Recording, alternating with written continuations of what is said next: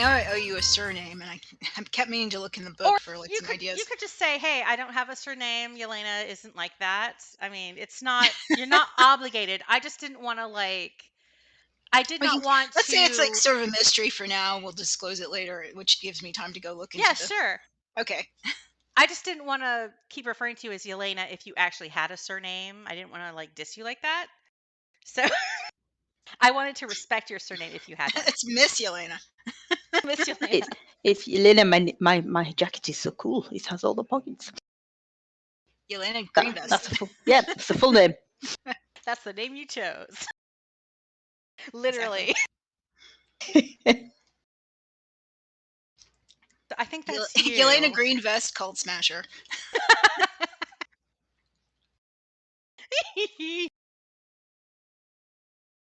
I also didn't name your father. Oh God, do we need to do that today? Mm-mm. Okay, I'll think on that one. No, it's very possible it might never ever come up. So yeah, exactly. It's good to have backstory, isn't it? Yeah, it might be one of those things. Like I made a list of 50 NPC names or something. I didn't really do. Yeah, I did do that, but it's been a month, and I obsessed. But you might want to have a name somewhere in a pocket. It might never come up. I'll think of something. Because otherwise, it could be like Donald. I'll think of something the next time we play, and you mention it again. And I'm like, oh. All right, and then I had the question for Terel. What is your fighting style? Oh shit! I forgot to look. I'm fairly sure I'm sword and board. Sword and board. So is it? Well, that's not a fighting style. Well, I don't know. It's just it is my fighting style. Sword and board. No. What's the options? In terms of bonuses. Okay, there's two little tabs on your my fighting style is protection. Oh, it's protection. Let me read what that does. It's on my sheet. Because I think, okay. Because it gives me some, I remember. Did we set it up? I don't know. It's on my board. I don't know what I reminded myself what protection does, so maybe. Okay, so when a creature you can see attacks a target other than you that is within 5 feet of you, you can use your reaction to impose disadvantage on the attack roll. You must be wielding a shield. Right. So that's going to be the kind of thing that if I don't remember it, you might have to say, hey, I'm gonna use my shield to protect that person. You now have disadvantage. And it says nothing about how often you can do it, so that's kind of wild. It doesn't even say it's a reaction. Oh, no, you can use your reaction. I'm sorry, I don't read. This doesn't bode well. I need to read for comprehension. Right, so at second level you adopt a style fighting as your specialty, blah, blah, blah. Okay, so since it is a reaction, that means you can do it once per round. Okay, per round. Because you get one reaction per round of combat. Okay. And then at the top of the round, it resets. Or you get one reaction for your total turn economy. Okay. And 5 foot is a square, isn't it? So basically, if it's someone adjacent to me. Somebody flanking you. Okay. Okay. I tweeted. Yay. Yay. Oh, the only other thing in housekeeping that I forgot, that I think I forgot, is the reminder that while at my friendly local package store buying refreshments for Cinco de Mayo this year, I saw that my old nemesis, the Moonshine Cherry, was on sale. So I have the mason jar, and we're going to institute that old thing where if you guys roll a nat 20 or I roll a nat 1, I will consume one of these Moonshine Cherries. Oh, no. And it does, now it's running through my head just how much potential rolling could happen during today's session. So I'm a little concerned. I know from Eurovision recently that 6 is really when things start to get nasty. They start to be really disgusting at that point.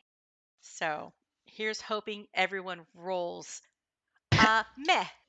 The meh rolls. Meh. Right in the middle. You know we can't see you, right? You can just always pretend you're eating one. I will pantomime eating a cherry. Pantomime, exactly. I will cut myself off if it gets really, really bad. Right, let's get rolling. All right. We are all physically and emotionally prepared. Yeah. Whoa, especially Kai. So last session, as we kind of kicked off things, you're still in Ruchevert, a village that is to the southwest of the High Forest, on the fringes. It's mainly an agrarian village. They focus on honey and honey-based products, and you helped them out starting about a month ago with retrieving missing bees. And that turned to be a Feywild kind of connection to where the missing bees went. You resolved it, and then you kind of stuck around in town, did a little personal enrichment training with the arbiter of the village, the de facto leader, Drusel Liadon, and got some new skills. And then this festival kicked off that they call Honeyfest. It celebrates the high harvest tide, the shift between summer to autumn. And you participated in some of the festivities. Over the course of the day, let's see. Kai, you found where there was a little bit of a back tent gambling operation. Mm-hmm. And you lost gold. I did. 55 gold. Mm-hmm. Not particularly happy about it. No. There is a location being run by what you've discovered is a hermit wizard. Sean the Hermit is an Aarakocra running Sean's Rest Hut, and he likes to be alone. He's not particularly fond of you right now, but you figured out because he's like a wizard, he might be able to teach you some stuff, so you want to get on his good side. So there may be plans in the future for that, or there may not. I mean, who knows how things are going to go, really. It's a chaos ball. Yep. Yelena went on the unicorn rides, and while she was there, she discovered that one of the unicorns was real. It was a unicorn that you had encountered in the Feywild. And the unicorn was very cryptic and not really helpful about whether there was danger coming or whether everything was just fine and dandy. So it sounded like Yelena was a little bit freaked out. Yep. And we still don't know her name. Yeah, you don't know their name. Their name. Could be his, could be her, could be a their. Who knows? But next time, you got to remember to ask. Ask that name, okay. Just ask. I'm sure they'll tell you. And then Terel didn't get to do anything fun, I don't think. No, Terel discovered, because I kept misunderstanding what Terel was asking to do, which we will get to shortly. Terel should learn to talk properly. Terel discovered that Kai's buddy Terry, the half-orc, had picked a bunch of pickleball in the forest. And pickleball is a plant that is like a hydro weed, and every time you pluck it, it grows back double-fold. So Terrell was like, "Oh, this is a little concerning. You might have an overgrown high forest. Stop that, Terry." And he's like, "Okay." And so then you went and collected your mates, your other party members, and you guys saw about making a poison that would kill this pickable plant. Mm-hmm. You went to the make your own potion booth where Drusel was, and you all proceeded to make potions, random potions, but also the pickable poison that you were looking for. Two of you had success. Terrell blew up the booth a little. But now you have this potion of pickable poison. I think Kai has plans to sell it to Terry to get some of his money back. Mm-hmm. And in exchange for giving you like those free opportunities to blow up the make your own potion booth and to make your own potions, Drusel wanted a little bit of a break from running Honeyfest, and so he traded off his judge duties in the cutest baby contest to you guys. So you have that on the morrow. Now it's mid-afternoon, the next to last day of Honeyfest. trying to remember if there was anything else. Did I leave out anything else? Can you guys Was remember? there was there a tree. lottery? The lottery going on? Oh yeah, there's a raffle. Raffle. Oh yeah. Raffle. I know that. I actually remember that Kai and Terrell have bought tickets to this raffle. Yes. Yeah, I'll buy a ticket. You're gonna buy a ticket? I'm gonna buy a ticket. How much do I pay? I think it's 1 gold. I don't remember. I think it was. Yeah. It's mysterious. You go by. It's Joanna. You're the woman who runs the local Queen's Rest Inn, who you are quite familiar with, who has very little facial memory whatsoever. She's running that booth. She's selling the commemorative tunics and the raffle tickets. And she seems like she's been put in charge of the raffle itself. And you see her, she's got like nice little stacks of the tunics, like this was the Gap or something. But she also has kind of a chaotic stack of raffle tickets. And you see that there's blank tickets, and there was ink that's been shoved into a bag that's under the table, that apparently she was responsible for creating the tickets as well as running this part of the operation. So she'll sell you a ticket for a gold, but I will double check that that's how much it actually costs. Yes, it does cost a gold. All right, let's do it. I will drag a ticket into your inventory.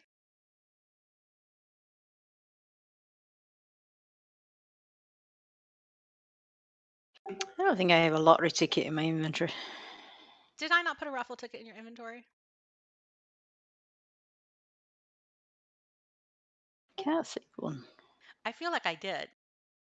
No. Maybe I've got mine. I got yeah. Yelena has hers. You may have said you were going to create them. I did, but I didn't give them to you because you know what? I got so excited because now that you're judging the Beautiful Baby contest, you got VIP badges and you have access to the VIP tent now. We do. Ooh. I have a raffle ticket. I gave you a raffle ticket just now, and I will give one to Terel. I don't know why I closed the raffle ticket. I'm dragging it to your fighting style. That's not going to be effective. All right, you have a raffle ticket now, Terel. I do. All three of you have raffle tickets, and the raffle will be drawn tomorrow at the closing ceremonies. It's so exciting. So first thing, you guys, you've recently wrapped up making the pickable poison potion, and then Yelena wandered across to the Commander of Tunic raffle ticket stand, got her ticket, and the raffle is for what, a couture outfit designed by Davia Divine, but it includes a pair of winged boots, which is the real Oh, thing. yes. Yes. I mean, fashion is so temporary, but boots are forever. Especially winged boots. But you see that you're also pretty close to Terry's posy booth. He's still selling. And you also can see from where you are the Illustrious Inks tattoo wagon. That's. So what do you want to do? Do you think we should find Terry and go get him to kill the weeds that he's... You see him walk right over to him and engage in this action. Okay. I mean, we should. Might as well do that, and then we don't have to worry about it then, do we? Unless Terry does something stupid. One thing off the to-do list. I almost said to-do Exactly. list. All right, so you guys approach Terry. Is that what you're saying? Yeah. Yeah. When you say he's still selling, is he still selling the pickables? Yeah, he's selling them. Yeah, you agreed that he could still sell the posies, just don't pick anything else. Right, okay. You emphasized that it was very bad to pick more flowers, but he could get rid of the flowers that he already had because he didn't think there would be anything anybody could grow. Okay. Couldn't treat them like spring onions or something and stick them in water and have them forever. At least that was your expert opinion.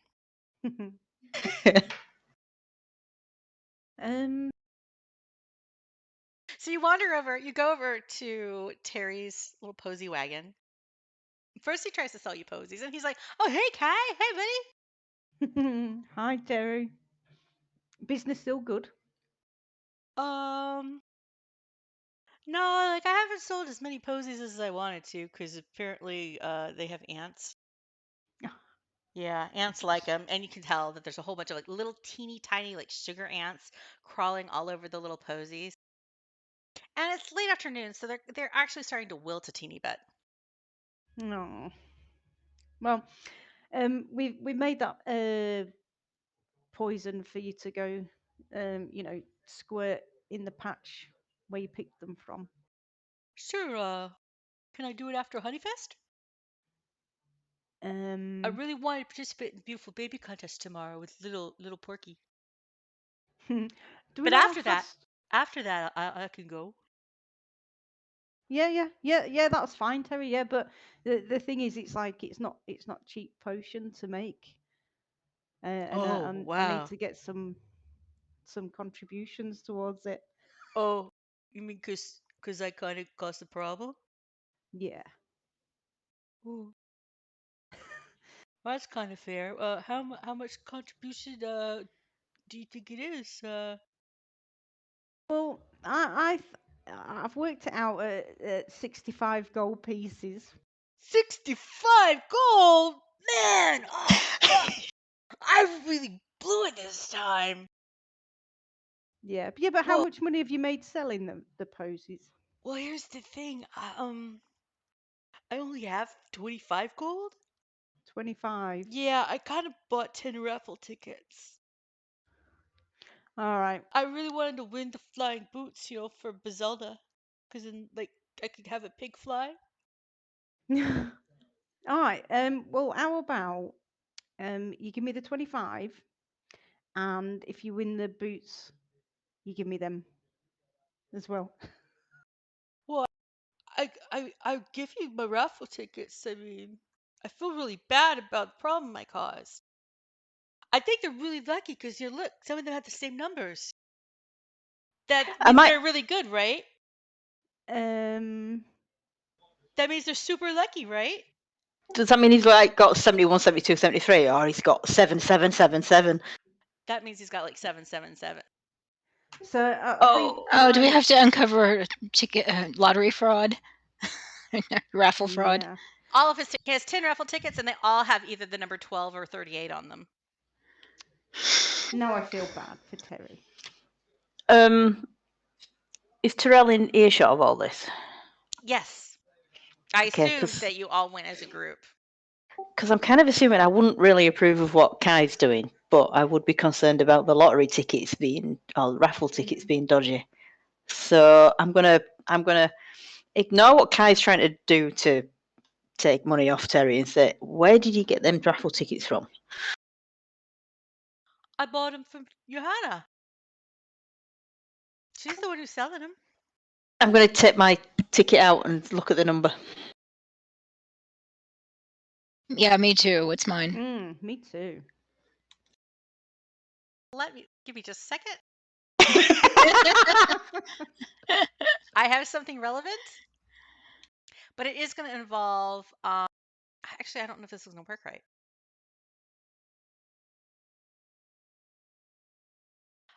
Roll a percentile die. What? Which was that? Right click on your D10 and choose the percent sign.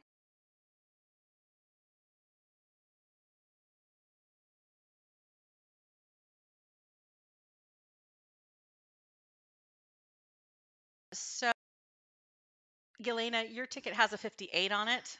Okay. Terel, yours has a 21 on it. Okay. And Kai's has a 37 on it.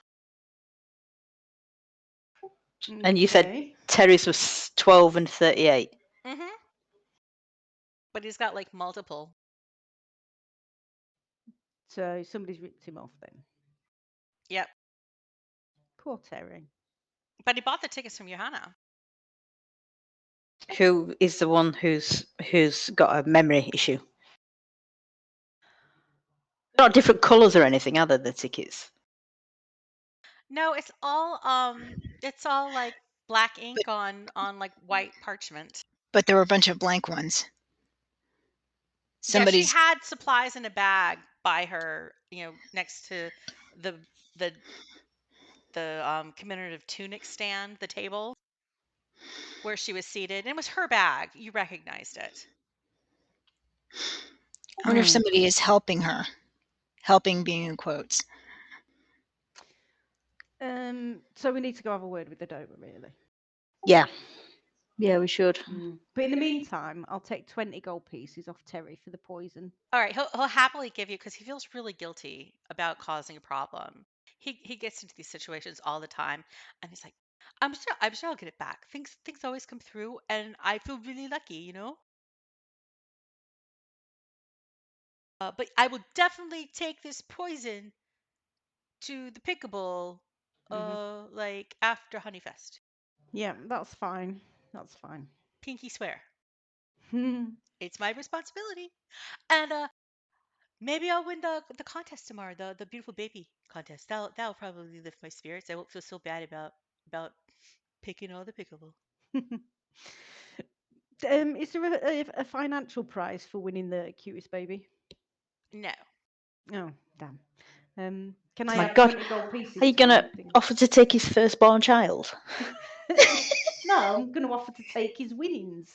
But it's like there's like a little crown for the winner and a sash for the runner-up. So I'm sure you could get like a little gold crown or something. Right, we could melt it down. You are the heir to Kingdom of Ryum or whatever. That's true. Second in line. Shall I add 20 gold pieces to my... Yes, add 20 gold pieces to your inventory. Just put next to it, blackmailed. Not blackmail. Extorted. Extorted, that's better. Potion perhaps. sold. Valuable potion sold for fair price. You also you're within eyeshot of the tattoo booth. Yeah. Terel wants to go wander over to the tattoo booth. I'm gonna look at Kai and Yelena and say, I can catch up with you if you want to go check out the raffle tickets. Sure. Where are you going? I'm off to go look at the tattoos. Yeah, he's going like just almost next to Terry's wagon. Okie doke. Mm-hmm. Okay, so you two are going to split off and investigate the lottery tickets while Terel gets a tattoo. Yes. Sure. Okay, we'll start with Terel. And as Terel, as you approach the Illustrious Inks wagon, the vendor is like a stocky middle-aged man. He kind of looks like he's mixed dwarvish ancestry because he's got that build that's like really stocky. His hair is voluminous, though it's dark, very like bushy curly on his head, but he doesn't have a beard. His upper lip and his chin are bare, but he has these monstrous mutton chop sideburns. Yeah. Curling on either cheek. And he's talking to a potential customer, and he doesn't look very happy with them. Can I hear what they're saying? Yeah, you can hear what they're saying. You can tell from his bearing because he has very stiff posture. He seems like this is the bearing of a man who has been a soldier in the past. He's at attention. And Okay. he's speaking in a loud voice to this person, and he's saying, "Be gone with you. And tell your friends, Raggnar Redtooth doesn't brand the likes of cultists." Well, Yelena's going to get a headache. And the person kind of mopes off. They sigh, and they're like, "Okay," and they wander off. And he still looks cross about it. I'll just approach him and say, "Problems?" Oh, scoundrel was requesting a symbol of the cult of the Black Earth, one of those evil elementalists that gave such trouble years ago. Really interesting. I don't think I've been around long enough to know whether or not he would be a member of the village or if he's just wandered in. I'm guessing. You can do an insight check, I guess. Okay. Or maybe do a perception check to see how much you actually saw him. Yeah. Okay, you got a pretty good look at the guy. But I'm going to say you don't recognize him right away. Okay. I'm just going to say to the dwarf, well, that's definitely the best approach to take. We don't really want that type around here. No, we don't. Never let it be said that Raggnar Redtooth supports cult activity in any way, shape, or form. He spits at the ground in disgust, but he's like really thoughtful about completely avoiding the vicinity of your boots. Like he's spitting but polite about it. Cool. But he like raised his voice. It's like he wanted people to hear that he does not support cultist activity. Right. And then he looks at you, he's like, but you had the bearing of a distinguished customer. Prices start at 5 gold for touch-ups. Fresh ink designs at 10. And the most elaborate ink enchantments begin at 75 gold. Though that sort of thing can be time-consuming and the festival ends tomorrow. So that said, Raggnar Redtooth can always make an appointment for you at my establishment in Parnast to service your needs. Can I ask what tattoo and enchantments are? Oh, well, with the proper supplies, I can imbibe your tattoo with some magical properties. Well, that's even more interesting. Yeah, perhaps a hidden armament of some sort. It has to be one-handed, of course. Okay. But I I see you have a shield. I do. So that might be to your liking. For those of a more arcane interest, I can store simple spells within a tattoo for one use upon your person. Okay. Oh, sorry. Where did Ragnar say he came from again? Parnast. Parnast. It's Parnast. Okay. Just thinking because we won't have time to do it now. Do a history check. Okay. History. And don't roll a natural 20. I did not. Oh, that's not enough. You're not familiar with Parnast. Okay. In that case, what I think I'll do is I'll say, look, I'll be honest. I'm really interested in the enchantment side of it, but as you point out, festival ends tomorrow. I've got some judging duties to do in the morning. I don't think I'll have time, but if you can provide me with details of where your establishment is, I will do my best to visit or make an appointment. And for the time being, I would like to just have a new tattoo done on my forearm, and then just explain what I'm after. Oh. See if that's something you can do. Well, Parnast is a glorious destination. It is a village to the east. A good 10 days' travel along the road.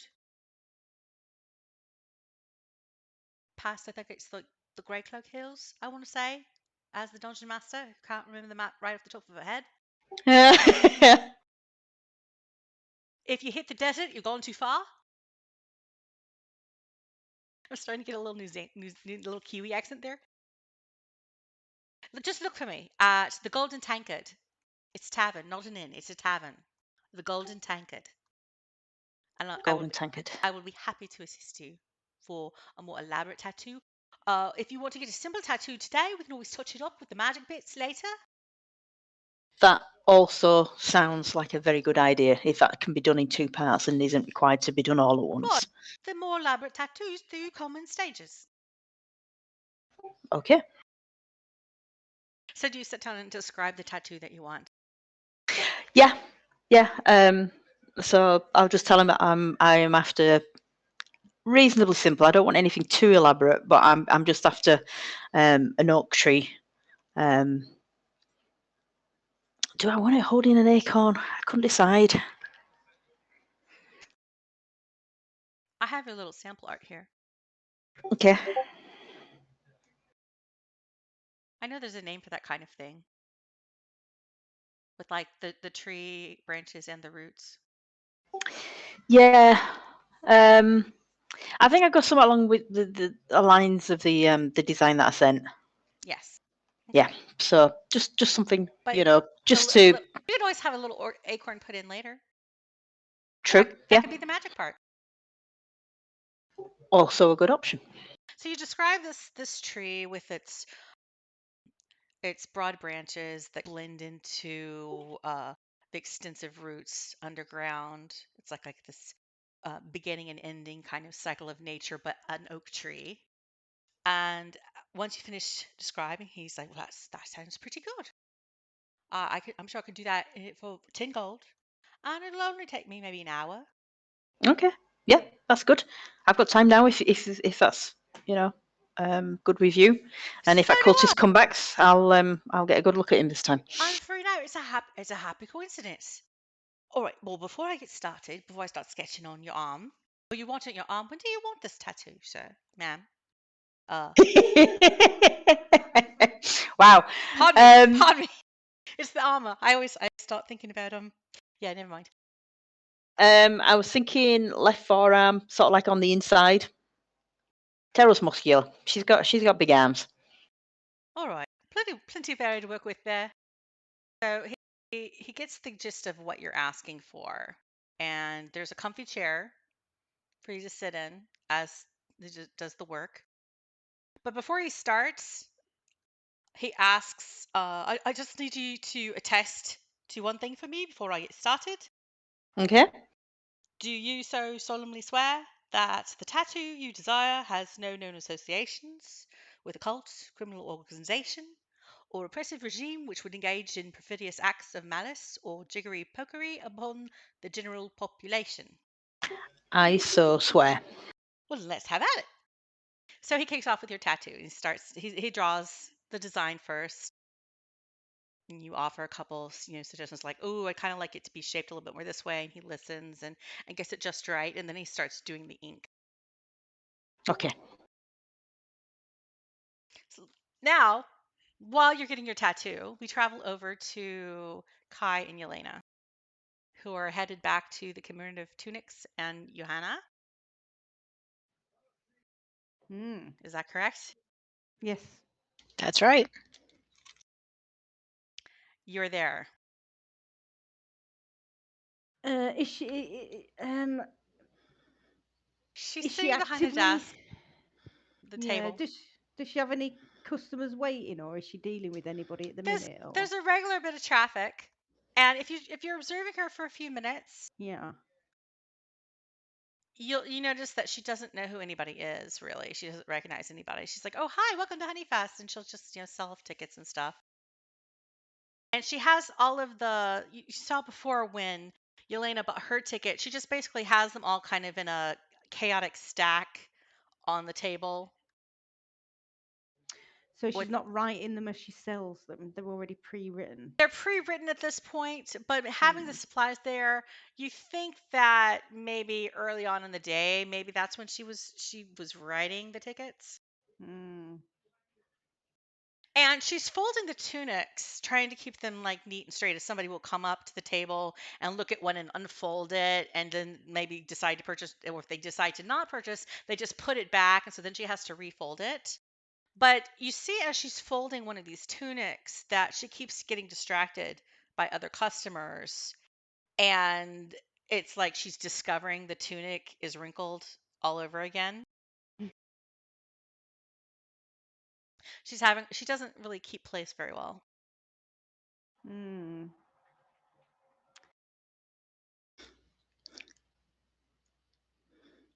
Not sure how to approach this. I don't know that she would have been aware. You also notice that next to her bag, under the desk, under the table. I keep calling it a desk, but it's a table. This is not her office. That's her the carnival office. The carnival office. She pulls out another villager comes up, and they're accompanied by two rangers, two elves that you vaguely recognize being locals. And she hands off this tombola to the rangers and to the one villager. And they head south. So is that something that has got raffle tickets in it? A tombola would typically have like the balls or whatever gets pulled Gold. Okay, gotcha. to decide the winner.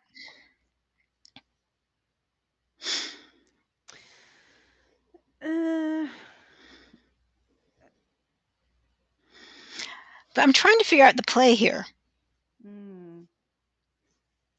What were the numbers again that were on 12 and Terry's? 38. 12 and 30. A whole bunch of 12s and 38s. Yeah.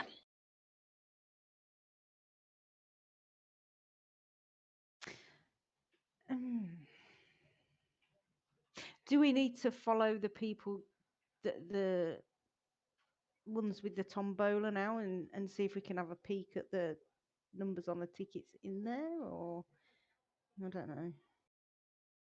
You see them moving farther south? Actually, they kind of go a little bit west first and then turn south. Like they go west far enough to pass by the make your own potion booth.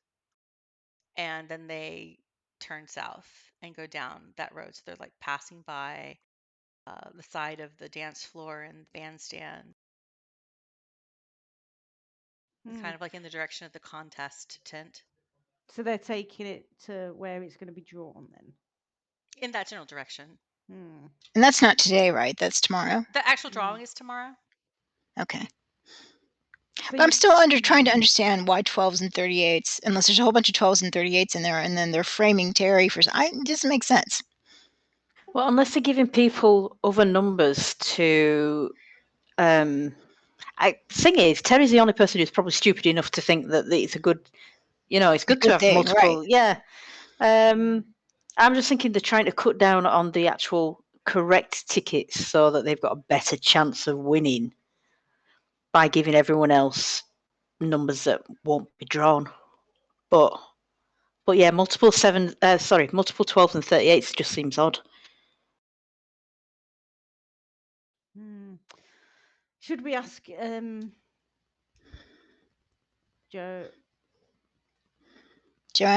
yeah. Joanna, yeah. If she, if how everything's going with the ticket selling and Oh, hi. Welcome to Honeyfest. Hi. Hi. Is this your first time here? Yeah. No. Yeah. It's a lovely day for it. Can I help you? Would you like a nice tunic or a raffle ticket?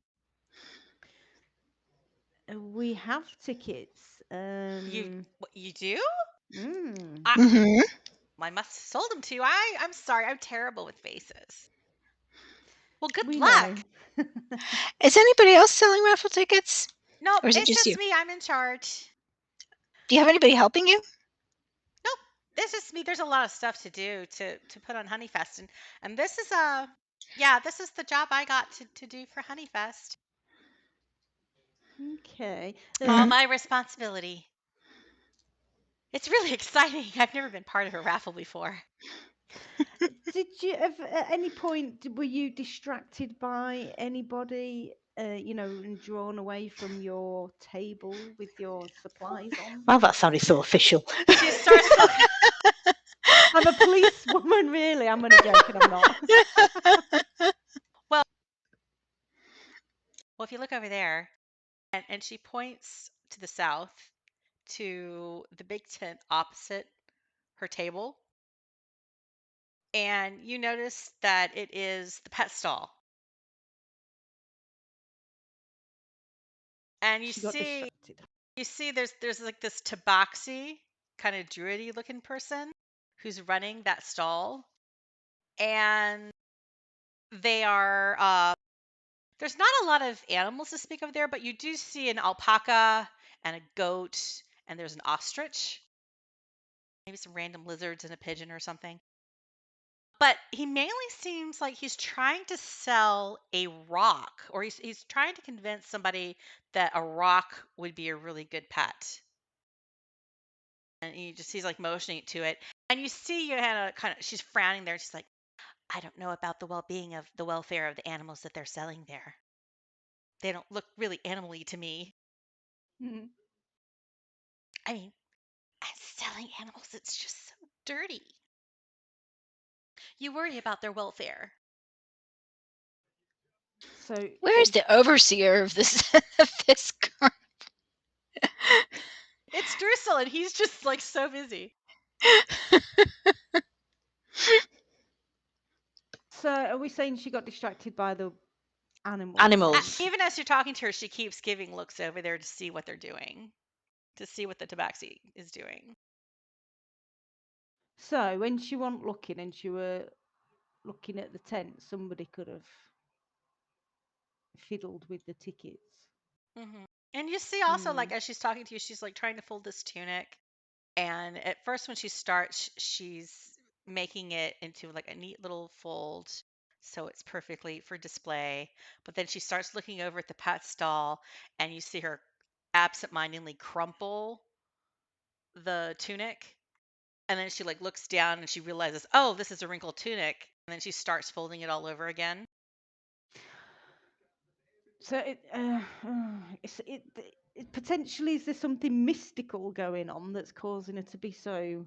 Because I know she's got a terrible memory for faces and what have you, but is she that loopy generally, or is somebody affecting her mental, cognitive process? My God, with the big words. Can we do detect magic? Is this can somebody perceive if she's enchanted or not? Yeah, can we check? I don't think I've got that, but I don't know. Like How I would need we to do that? check something.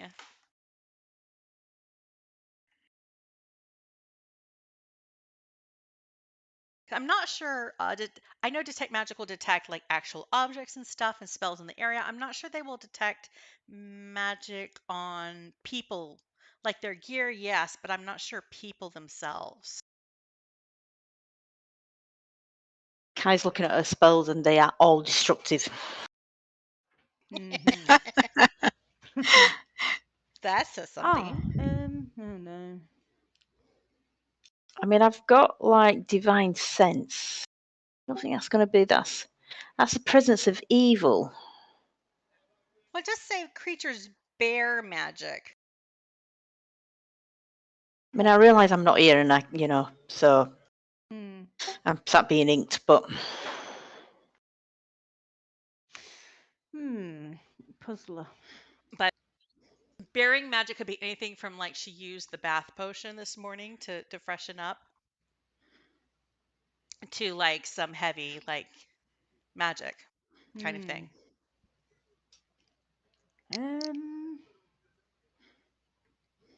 But is there something with that? Tell me, as players, in all your encounters with Johanna so far, how spot on, how on top of things has she been? not so. I have no problem believing somebody was able to get that away from her and do something here. It's just figuring out why and who. So I don't know. Do we just need to sort of stand back and maybe keep an eye on the booth? I mean, sorry. I mean, again, I know I'm not. I don't know if I can contribute to this because I'm not even here. But did you say that you guys saw someone taking the tombola away? Yeah. Did it look like it had tickets in it? Because they shouldn't put the tickets in it until they've all been sold, surely. I don't think DM said if there was anything in it. All right. In So this as far as you- situation, I will describe to you how this contest is working. She's selling tickets that have numbers. Are we like getting too involved in the ticket fraud? three hours later, and we're not The DM's banging her head on the desk. 3 hours later on the trail. Serious crime. CSI Ruchevert.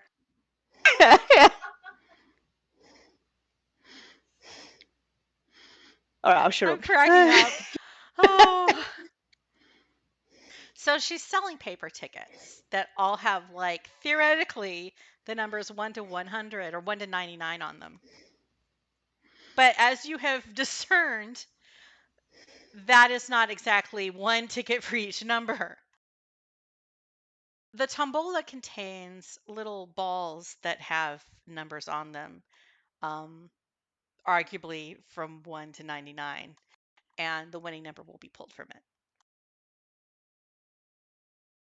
You know, like the fantasy medieval setting equivalent of ping pong balls with numbers on them. So Okay. so it could be that she's just daft enough to have been writing the same number down instead of keeping track of where she was in the ticket selling.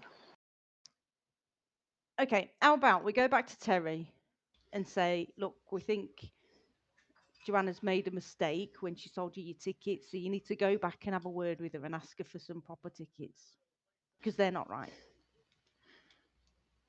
Yeah, that's the easiest thing, I think. It It's is just the easiest thing because because these two are not the brightest bulbs. No. It's just sort of this massive comedy of errors happening. Yeah. Shall we do that? We'll go back to Terry and tell him to go sort it out with her. Yeah. Okay. Yeah. That gives him a better chance of winning the Wing Boot So Sphere. you're heading back to Terry.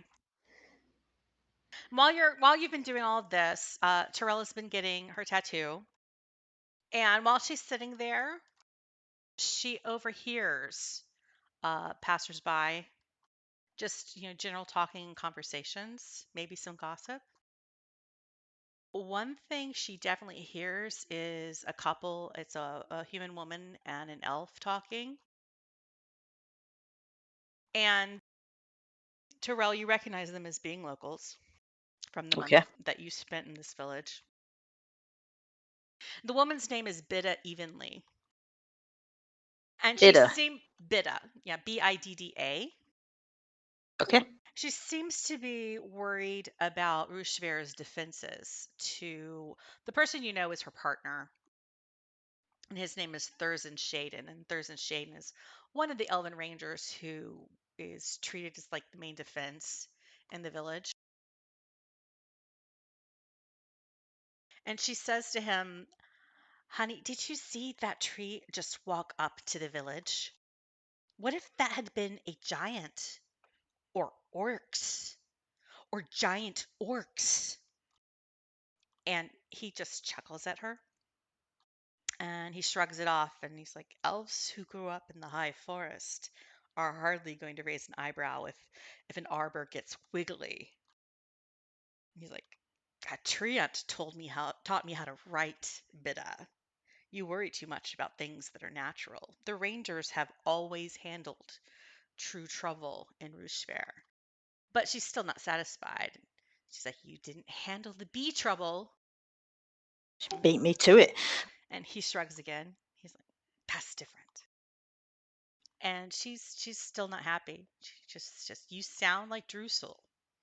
Look, true trouble keeps hitting all of our neighbors, and we haven't had any watchtowers or palisades to defend this place. What if you're off in the forest? Drusel can't defend us single-handedly. Please reason with him. All I'm asking for is a backup plan for those of us who didn't learn their ABCs from a talking tree. And Thurston sighs and he's like, "Okay, I'll speak to him again." Yelena and Kai, you're back with Terry. He's like, "Hey, Hi, Terry. Hi, Terry. long time no see." Oh God. When was the last time you saw us, Terry? How long's it been since last time you saw us? Maybe 15 minutes ago. Right, okay, that's Yeah, fine. that's a long Just time. Okay. checking. Mhm. I mean, I didn't think I would see you till tomorrow morning. That's why I made a deal out of. I'm sorry. What did I Okay. say something wrong? No, I was just checking. Terry's throwing some shade.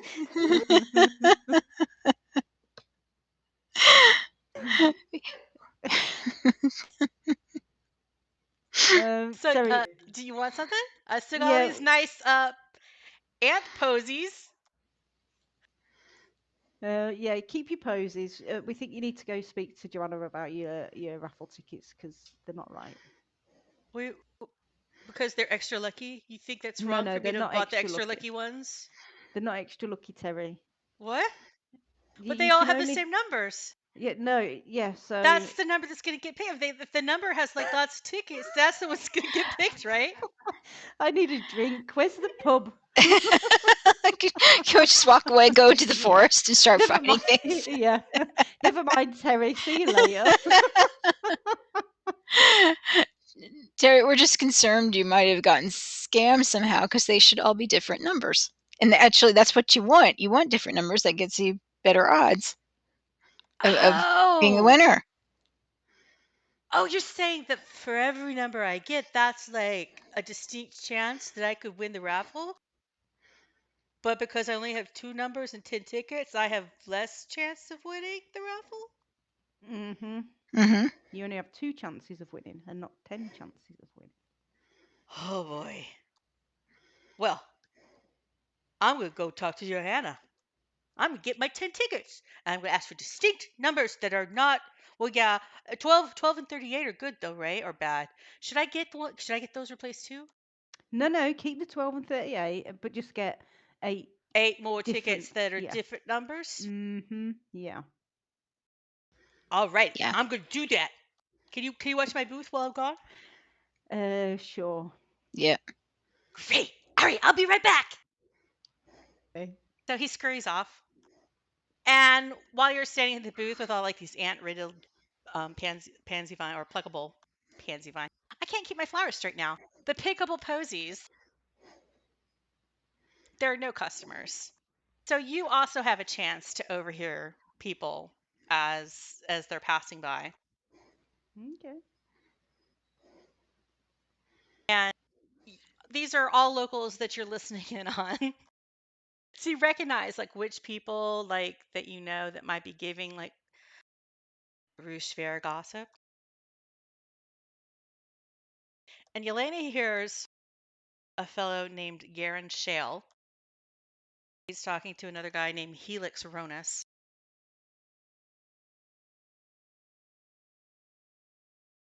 And he's saying the Black Network has its thumb in every village east of here at some point in time. Be wary of newcomers and out-of-towners. They're not to be trusted. And at this point, he kind of like notices you guys, the two of you, and he like looks a little bit panicked, and then he like starts to talk a little bit softer. But Yelena, you have good perception, so your passive perception can still pick up what he's saying. But Helix is unimpressed by Garen's paranoia, and he's like, "And what did in the Black Network in all those places? There are giants and dragons across the north with their plots and their plans. They squished them flat. I heard Parnast had a castle dropped on it. Those are real threats. Not a few shadies selling dubious goods or bandits lurking at the roadside." But Garen is still not happy about it. He mumbles stubbornly, sotto voce, so you can't hear. "Crime is a threat. It could stab you or it could take your money. I tell you, I saw a body wearing the winged serpent here today at Honeyfest. The Zents have spies everywhere." And Helix scoffs at him. He's like, "Well, maybe they could spy out where your brain is." And then they walk at a distance. What? Kai, You overhear this middle-aged woman named Treasure Farthing. She is standing next to Loranda Smithborn, the smith who you've had dealing with before. She's like a half orc, and she's like got really huge guns. She's of a fairly nice disposition. But this woman, Treasure Farthing, just starts to gush at Loranda Smithborn. She's like, I can't believe there are 2 nobles in town judging the contest. The Prune Palm family is right. Ruchevert is becoming a glamorous destination. Loranda seems to be eating a strawberry tart, and she's trying to like daintily eat it with one hand while she's studying a little wind-up wolf figurine for sale that's at the clockwork stall that's next to the tattoo or next to the posy cart.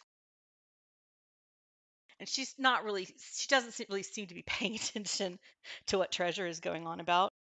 But Treasure doubles down and she literally grabs Loranda's muscular blacksmith bicep to like get her attention, and she like interrupts Loranda as she's trying to take a bite out of her strawberry tart.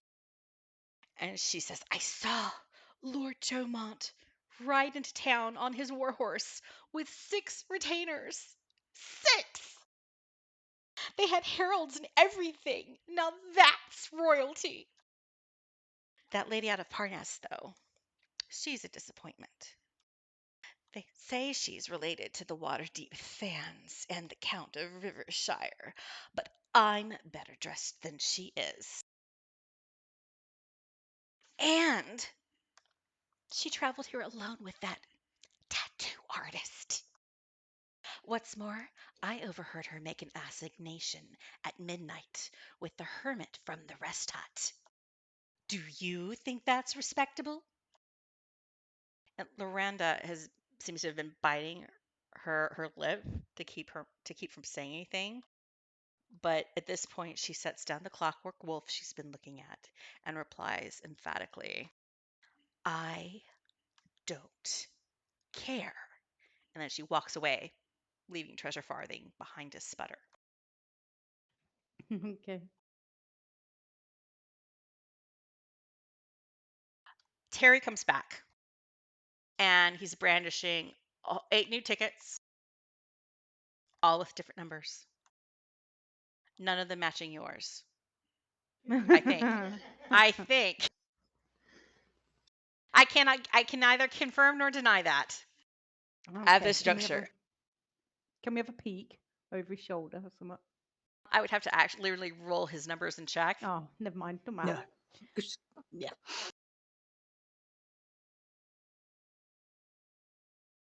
But he has 8 distinct numbers now on his tickets, plus the 12 and the 38. Okay. Super. Nice. There was possibly some sort of problem there, I guess. And I guess we averted it. You've maybe saved the day? Maybe we saved the day. It's been about half an hour. So Terel's tattoo is halfway done. I was going to say there's always a chance that Joanna's done that to everyone else who's bought tickets, and there's going to be like all the villagers going to have duplicate numbers. But anyway. That'll be fun. Sorry. So Terel's got about another half hour for their tattoo. So what do you guys want to do for that half hour? Do you want to go back and wait with Terel, or you noticed a couple things? I mean, well, there was somebody came in town with the tattoo artist. Somebody suspicious woman. One of the nobles. One of the supposed nobles, according to Treasure Farthing. Let's go see how the tattoo is going. Standing where Loranda left her at the clockwork booth, kind of like sputtering. You can always talk to her if you're willing to withstand it, but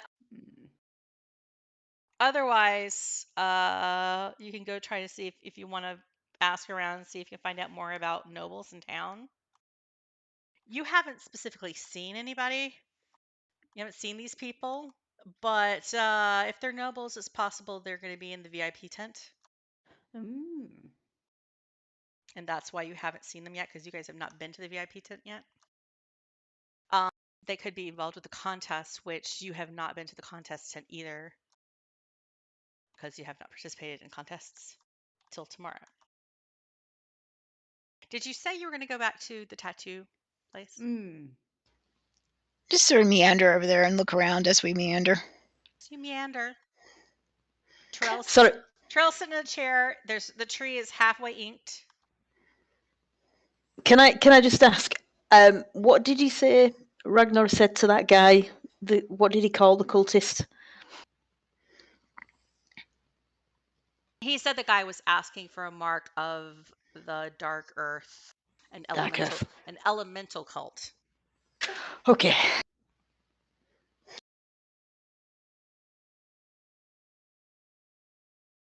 My culty spidey sense hasn't gone off. Do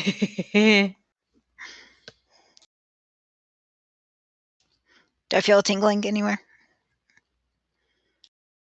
Wait, now I've already forgotten how favorite enemy works. I think I'm supposed to sort of sense it somehow. Within 30 feet? Wait, let me look this up. Let me double check. I've never done it like...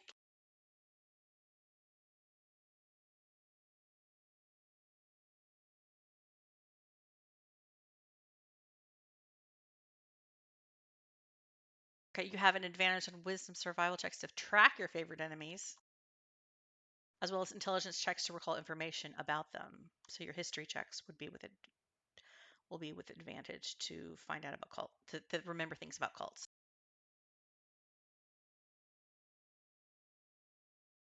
Then one language spoken by cults. But at this point, no tracking. I mean, not tracking, but no spidey senses. I think you do have senses, though, about, like, you can just determine generic, like, fae or aberrations or that kind of thing within an area. Mm-hmm. But I don't think cultist is, like, a category in that, per se. But you want to start, like, trying to track for signs of cultists around here? That could be a thing. Sure. What you do see immediately is you see there's a you see a jewelry wagon, and there seems to be a brown-haired woman kind of dithering over the engagement rings. She doesn't seem to know which one to pick. But you look at all the rings, none of them have any symbols of cults that you can think of. They all look like rings. You look the vendor over. You think you're not really familiar with him, but he might be somebody you passed by on your way into town at that side lake spa.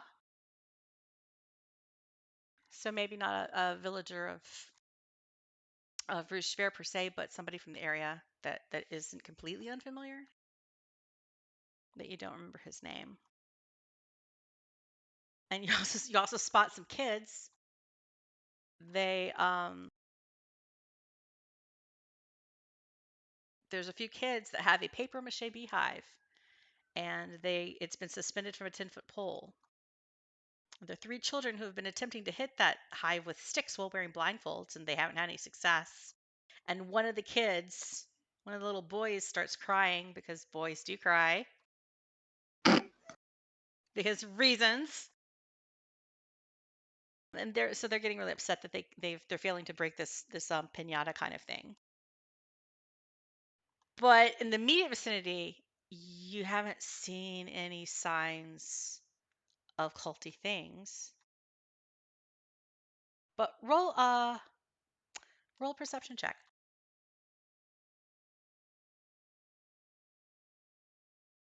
you expand your radius a little. You don't see any specific signs, though. You notice your attention's drawn back to like the pet stall and the druid, the tabaxi, who's manning that stall he's not really even selling these pet rocks that he seems to be promoting.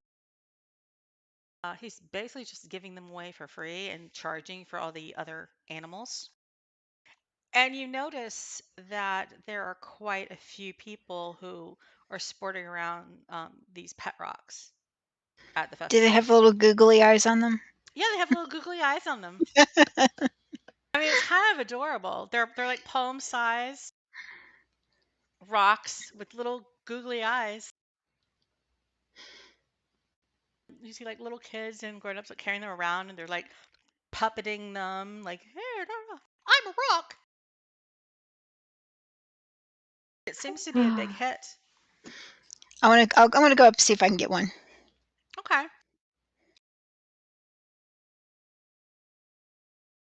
You walk up to the booth, and as the last customer leaves, the tabaxi turns to you and says quite smoothly, "I'm Russell. Would you be interested in a free pet rock? They're very amusing.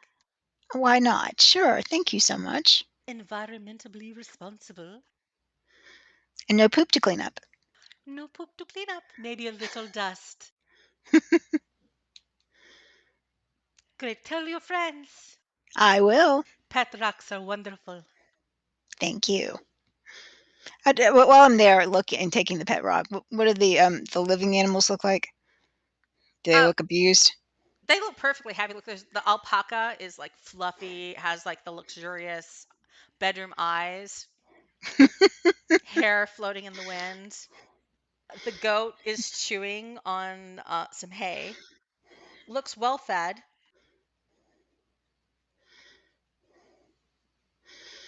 So I now have a pet rock. The ostrich looks a little bit fierce, a little bit cranky, but like doesn't look in bad health. Like you think it might just be the ostrich's natural attitude. Mm-hmm. But yeah, the animals look fine, and there's several more rocks, but it looks like he's almost out of rocks. Just 2 or 3 left. There's been a real run on rocks today. Well, they are free. I mean, yeah, free rocks. Free rocks. Can't with googly eyes. With the googly with eyes. eyes. With googly eyes. So I'm taking a closer look at it. Do I notice anything about it? Other than it being a rock with googly eyes? Roll a d4.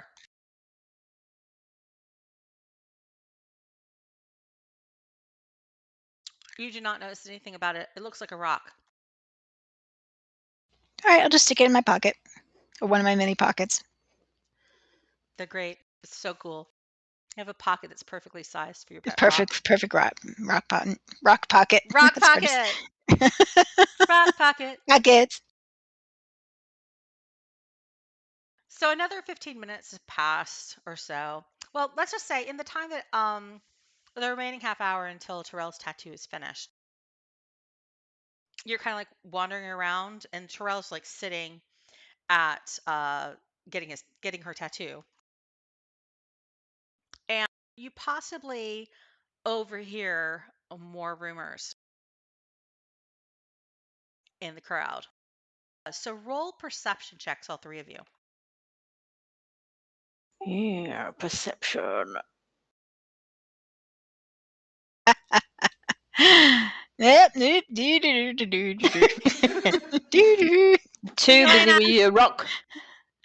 I'm too busy looking at the rock. Yeah, natural check- 1. Yelena does not hear anymore. You're too intent on these cultists. Like, not on your watch.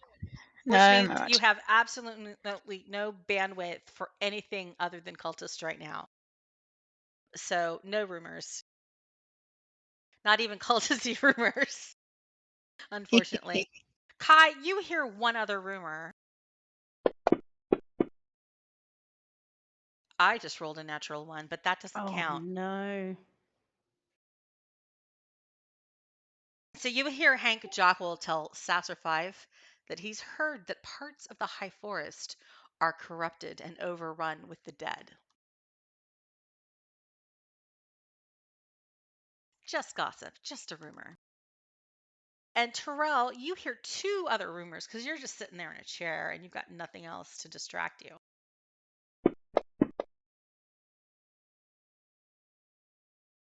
You hear Shasta Broombent lamenting that his wife Mitty was chasing the cheese again. Where's she getting it?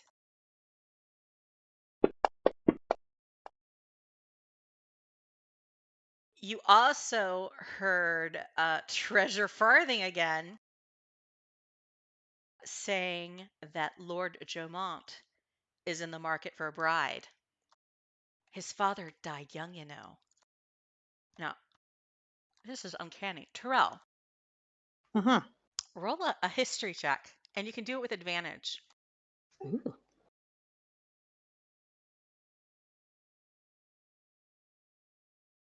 Okay. Okay. 15 is enough. The name Lord Jomont is familiar to you. You remember that the Lord you killed in Oakshield had a son named Jomont. Right. Did wonder. But he would have been a little kid at the time. Maybe 5, 6 years old. Right. Okay, so so I haven't spoken to Yelena and Kai yet, so I don't actually know that this Lord Jamont is here for the judging, do I? Was it Lord Jamont who was here, or was it? Kai, yeah, I guess Kai was the one who heard that rumor. I think it was Yelena, was it? Hang on. It was Kai overhears 2 villagers talking about the judging team. Yeah, Kai heard it. Yeah, because there's that little bit about an assignation with Sean the Hermit. I think Kai's been affected by with whatever Johanna's having. Joanna, yeah.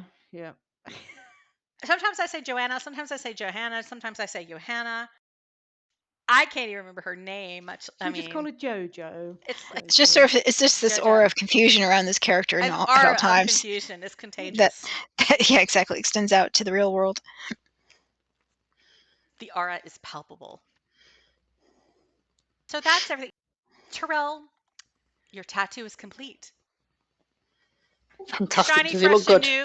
Well, it looks good, except for you have those like little red spots where the skin is irritated with the fresh tattoo.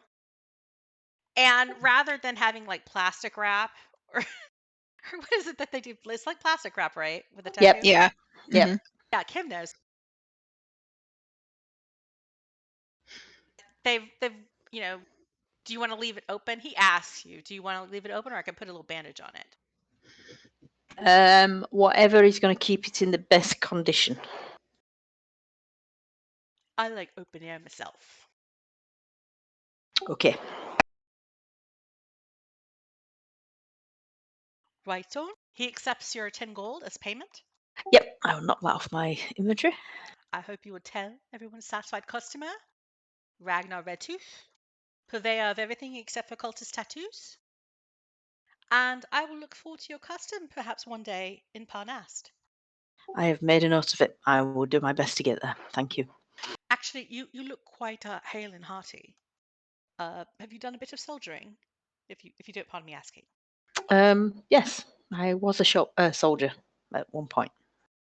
I do believe Milady will be looking to hire a few people of your talents to escort her caravan back to Parnast once the festival is over.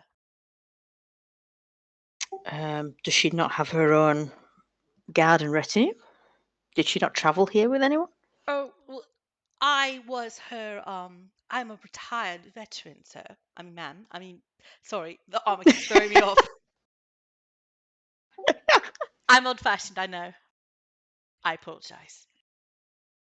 I could tell from your stance that you were obviously a fighting man, or have been. Yes, many years ago.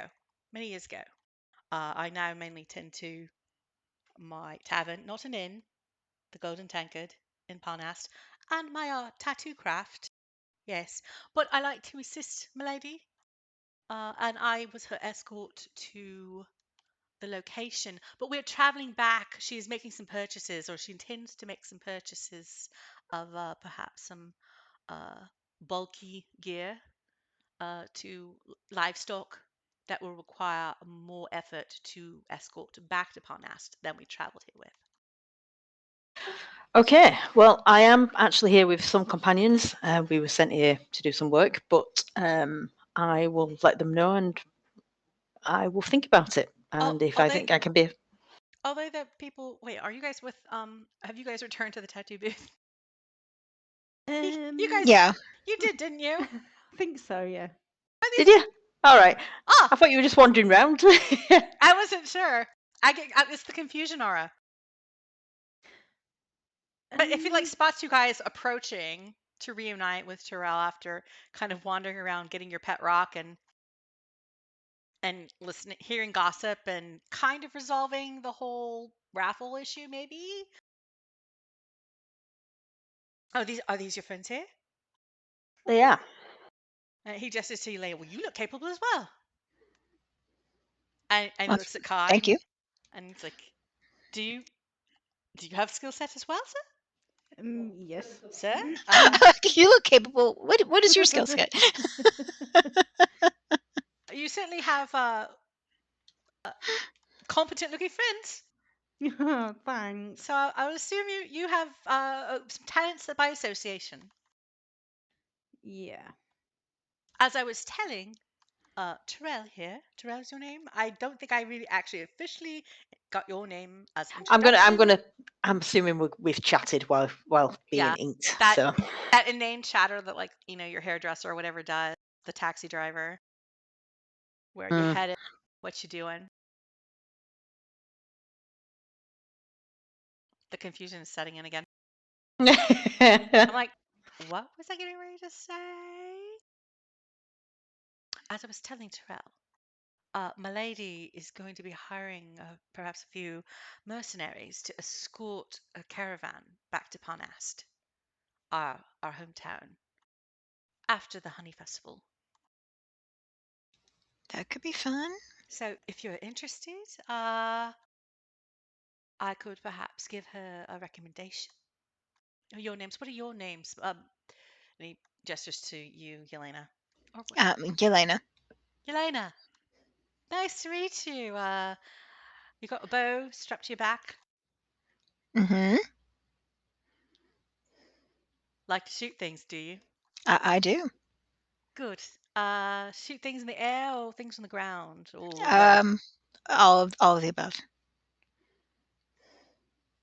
Recreationally or just business?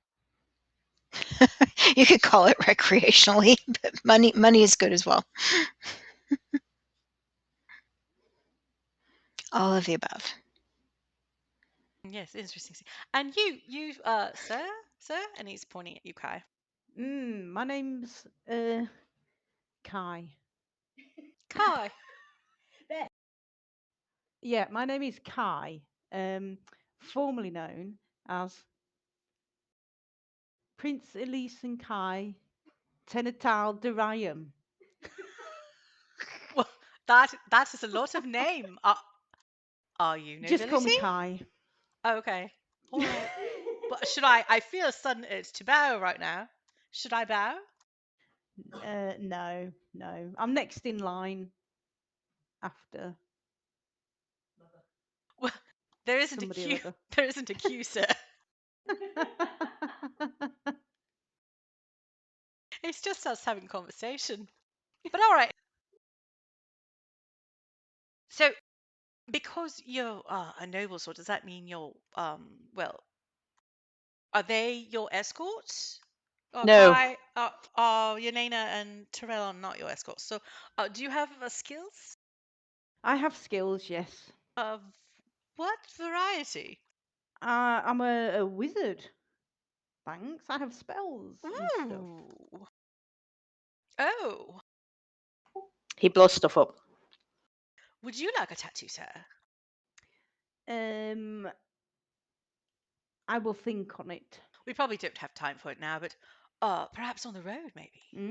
It would take a bit of coin, but I have been known to do an arcane tattoo. The storage of a spell. Not your absolutely super duper strong spells. I haven't met very many wizard practitioners who are aware of the more elevated arcane arts. But a simple cantrip or a basic spell, I can certainly create a tattoo that would give you a little extra shot. I'll have a think. I'll have a think about it. Very good, very good. So, if you would like me to recommend you to my lady, I think we could. This could be the start of a wonderful friendship. My accent keeps going all over the place. Fairly sure he was Scottish. Is it D&D unless you have an accent that Crazy. takes a trip around the continent? It's the aura of confusion. I guess I'm gonna like just pull Yelena to one side and say, are we expected back? Do the Enclave want us back, or are we free to just do? Because I'm not sure what we're supposed to be. I know we were sent out here by them to help with the bees, but then I don't know if we're allowed to just go or wander off and do what we want, or are we supposed to report back? Terel, you can do a religion check with advantage. My word.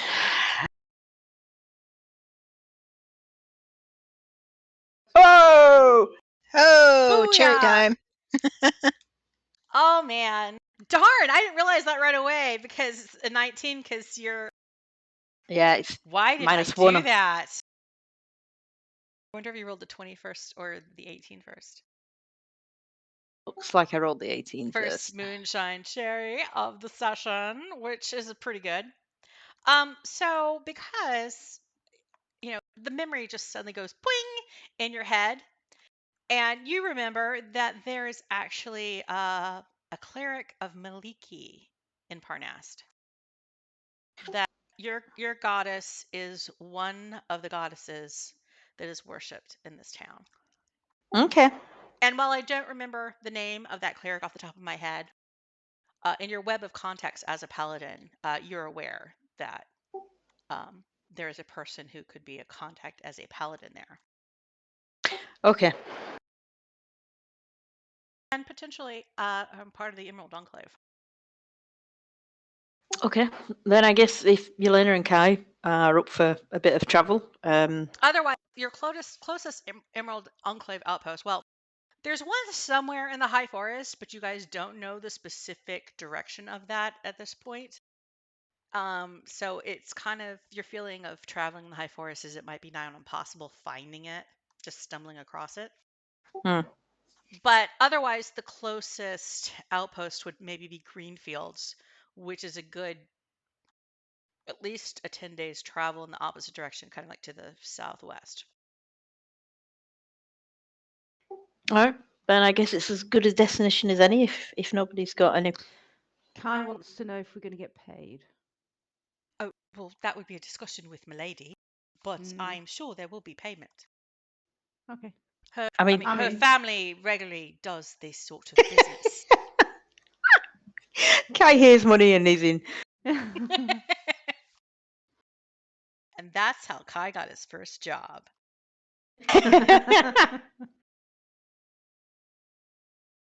It's almost break time, so just before we go to break, a little halfling kid walks up to you, Terel. And it looks like she has a big strapping guy. And the guy is wearing a little badge that says winner mead drinking contest. Okay. And she also has Loranda Smithborn in tow. And Loranda now has a big bushel basket of strawberries. And she's just shoveling them down. And the little girl walks up to you and she's like, "Hey, you look tough. Are you strong?" I grab her by the tunic and lift her up to eye height, eye level. Ooh, you're aggressive. I like that in a person. Will you be on my Tug O War team so I can buy a unicorn pony, please? Sorry, will I be what? Be on my Tug O War team so I can buy a unicorn pony. I need one more person. Yes. Cool! Let's go! It's like they're almost closing with like the first heat of qualifications. So we better go. And immediately after break, we're gonna do the Tug of War that we should have done last week. Fantastic. Okay, so let's take a 10-minute break. Sure. Yep. Sounds good. And we shall reconvene. Okay. I have you guys in the combat tracker for this, so just so I can have it on the map. Mhm. But it's not really going to be combat so much as it's going to be rounds of opposed strength checks. Right. So whoever like wins the strength check for that round gets to pull the other team forward 1 square. Okay. And once every person in a team is in the honey, they lose.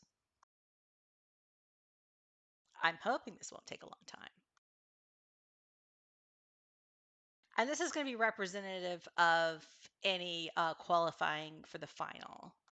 So if you win this, you're automatically in the final. Okay. And we'll just pretend that you won like any like quarter or semifinal you had to do. Right. To get Yeah. there. So as to not repeat the whole process over and over and over again. Or our 1.2 listeners. Yeah, for the 1.2 listeners. For Groovy and whoever else is lurking. Yeah. For Dude, like when she listens at work or something next week, once it's archived. Back. Yeah. Yay. Welcome back. I think we're physically, if not emotionally, prepared to continue. I shared think so. the Tug of War map. And for this, you guys can roll, if you want to, you can roll for somebody on Terel's team. Sure. Sure. I'm going to drag Bomb Knots. He's the one who won the mead drinking contest. I'm going to drag him over to, I think this is how it works. Correct me if this is wrong. I'm going to drag him to Kai.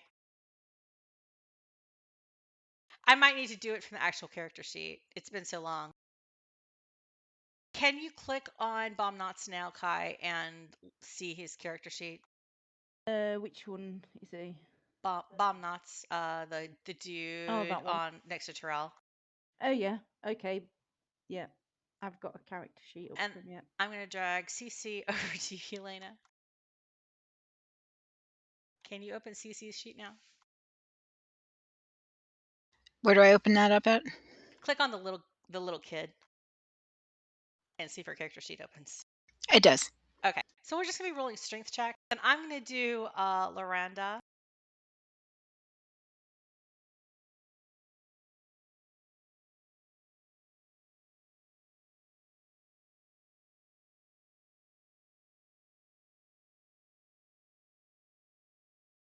Like trying to hide the secret.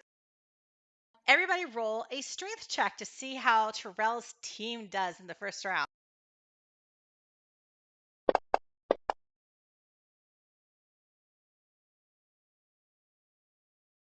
Okay, what did I do wrong there? I didn't do it right.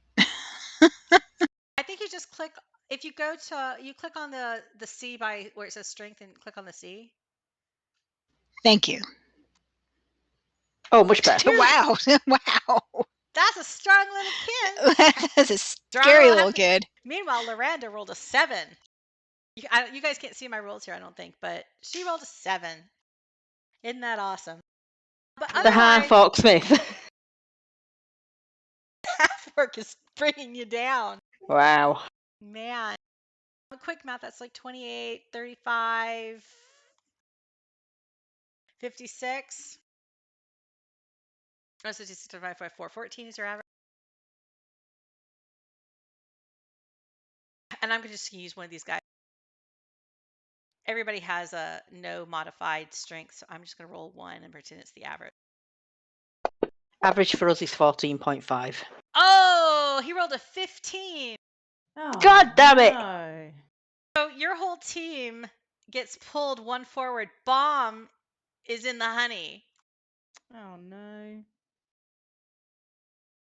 Oh, no. And I'm moving them back, but honestly, I probably shouldn't bother. All right, let's do it again.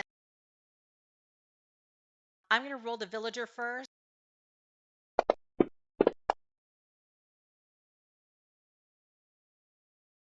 Oh, shocking. Oh. Shocking. I didn't roll correctly, I don't think. I don't see my person. Right. Oh, no, I rolled for Lorenda. Oh, my God, what is wrong with her? She rolled a 6.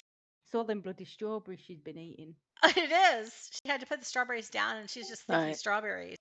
So that's a total of 36 with an average of 9. Average of 9, oh, God. Oh, shoot. Maybe a short-lived contest.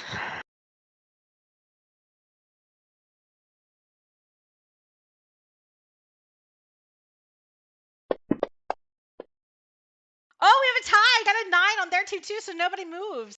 Yay. Yay. That was lucky. Phew. This time they got it. They're kind of flagging a little bit on the other side. On the other team, they got an 8. Right, so we're rolling again, yeah? Yeah, rolling again.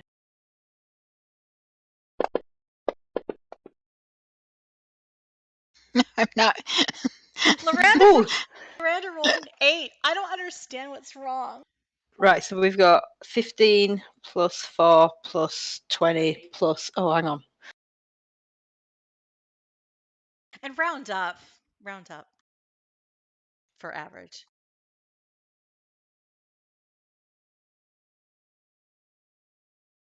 If we're rounding up, it's 12. 12. So you win this round. So you pull back out. Yay.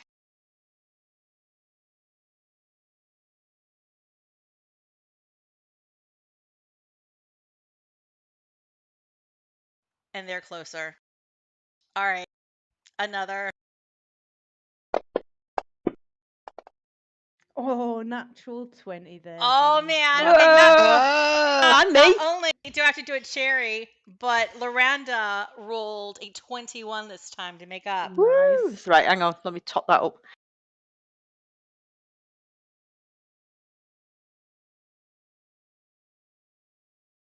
I think it's going to be over 20 average.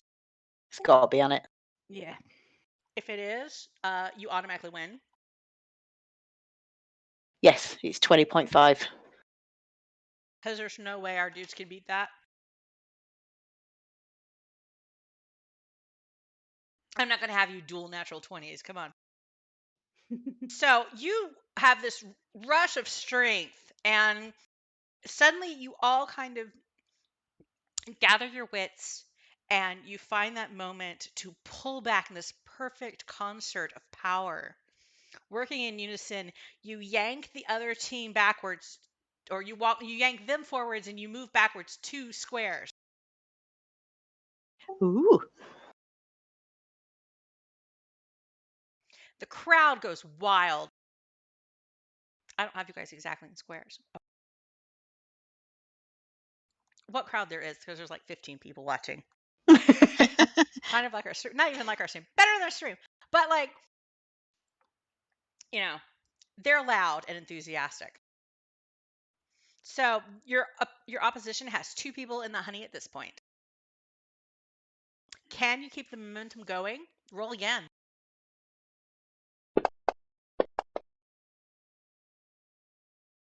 Uh-oh. Boo. Lorenda rolled a dirty 20 though. Oh my god, we all rolled crap, didn't we?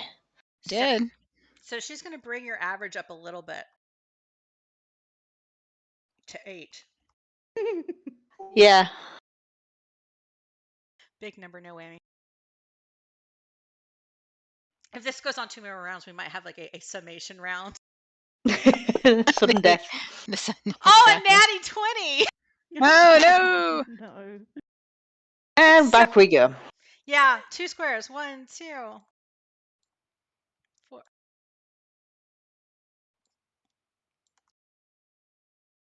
You're at Honeyside. You're not in it, but you ain't winning it. Tied. This is back where you started.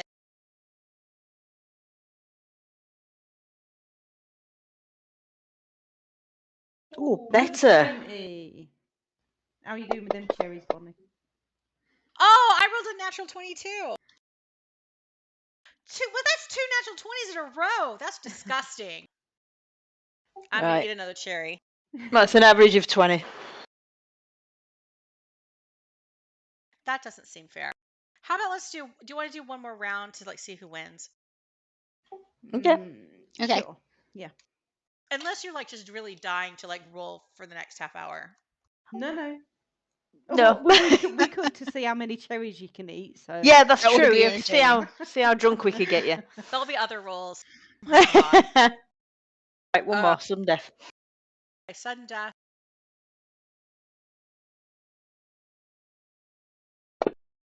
Oh. Okay, my lad rolled an 11. That's the opposition. So you have to beat an 11.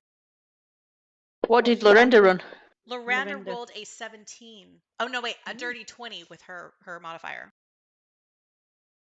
So I think he won it because everybody 15. rolled higher than an 11. Yep. So you managed to pull it out. Woo! Oh wait, that sounds wrong. Your team wins, and towards the end, they're getting frustrated because you guys are tugging back and forth. It seems interminably. And at a certain point, you find out that Cece's mom is on the other team, and she starts yelling at her mom, "Mom, you gotta let me win!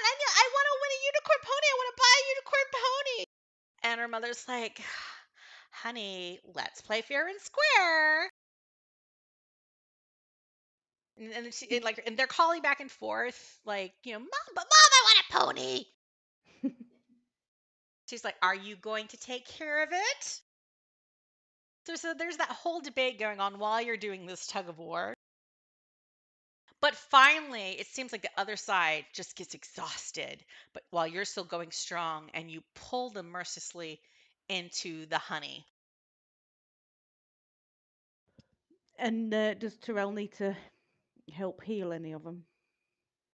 I don't think anybody's per se wounded, but people are very messy. So there are going to be some baths being taken immediately after this competition.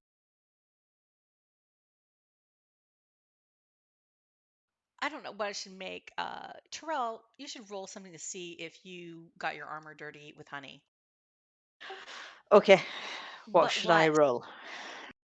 I don't know. Let's do dexterity. A dexterity saving throw. Okay. Higher than 10. Oh! Boo! No. So you got honey in the creases. You got Right, off for a bath. honey up to the waist. Not only did you get it in your boots, but somehow splashed onto your armor, and it will not stand. Nope. Off to get clean. Okay, so Terel, you've won. With this victory, we will assume that you've qualified for the Tug of War final. Woo! And from what you've heard, the word around is that the shoo-ins to be the final are a team of lumberjacks, and they sound like tough customers, and maybe not as easy to beat as villagers. Cece's mom. Yeah, as Cece's mom. Cece is really happy though. As you guys are leaving the arena, she's just jumping up and down. She's like, "I'm gonna get a pony unicorn." She's really pleased with herself. It's the prize money and not a unicorn pony. There is prize money. Right, okay. But just wondering what she thinks. And she actually, I think she made somebody Bomb Knots shell out the entry fee. I kind of skipped that part. There was a 20 gold entry fee, and she was supposed to ask you for 5 gold, but I forgot. I can knock 5 gold off. Okay. The final victors win 200 gold. And Cece plans to use her 50 gold share to buy a unicorn pony. Okay. I'm not sure buying a unicorn pony is 50 gold's not a right lot for We're a talking like the unicorn ponies pony. that are at the unicorn rides place. So not a real unicorn. No, it's just a pony with a horn strapped Foam on. horn, right? Okay. Yeah. So, with that, it's getting towards it's the end of the day. Evening is approaching. And now it's time for you to finish up anything that you wanted to do the next last day of Honeyfest. It will be the evening time. Next day we're gonna have baby judging and Tug O War final. So in the morning you have the beautiful baby contest. There will be a Tug of War final a little bit later in the day. And this evening at midnight, there was some some rumored assignation between Sean the Hermit and the noble lady from Parnast. Oh yeah, so I guess we've told each other what we've overheard and stuff. I think what was it, Treasure Farthing mentioned that the family name was Fan. You guys can do a history check. I mean, how are you feeling about what you've heard of these rumors? Well, the fact that Ragnar threw out someone wanting some kind of cult mark and that black network thing that Yelena heard, that seems concerning. And who the hell had a castle dropped on him? What? Parnast had a castle dropped on him. What, the whole village had a castle dropped on it? Mm-hmm. I mean, that doesn't seem good.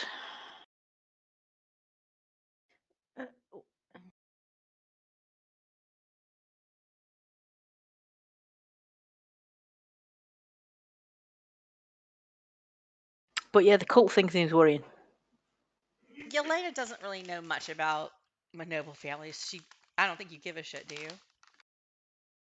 Not particularly. I mean, you know that there was one family that had a hunting lodge near where you grew up.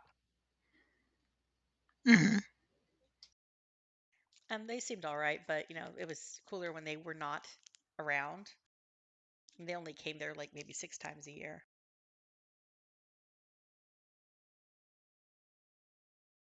And their name wasn't Than. So that's about the only noble family you know of.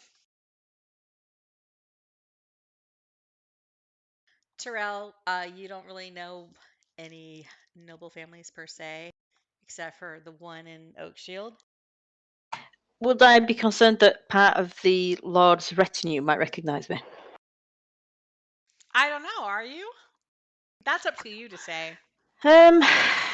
Do I care? Or will I just smack him if they try and, I mean, you know that this person was like 5, 6 years old. The last time you were even in Oakshield. And I don't know, were you ever around?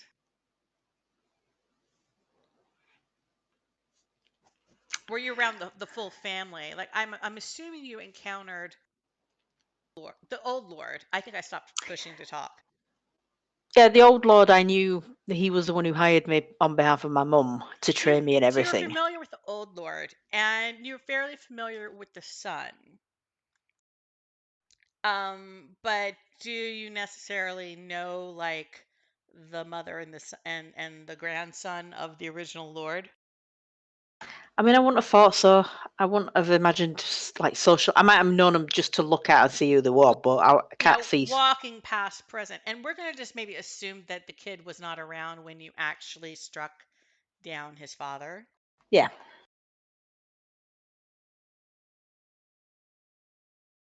So Okay. I mean, unless you specifically want to have the fear that he's going to recognize you, I say it's safe to say he's not necessarily going to recognize you.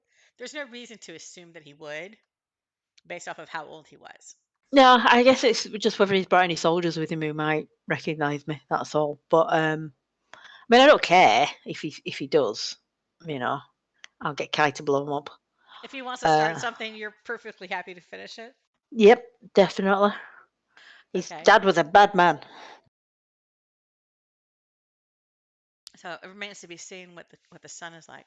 Okay.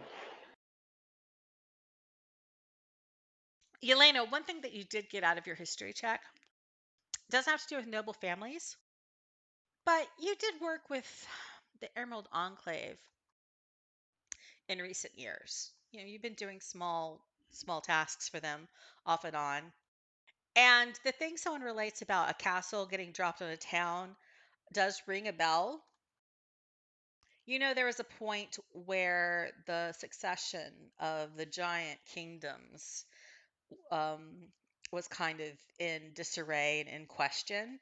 And giants, all the different types of giants, being cloud giants and fire giants and hill giants and frost giants, whatever other giants there are that I'm not listing here, um, they were all trying to gather power so that they could kind of seize control over all giant kind at one point. And you remember hearing that um oh wait, I'm kind of telling you the wrong story here. Okay.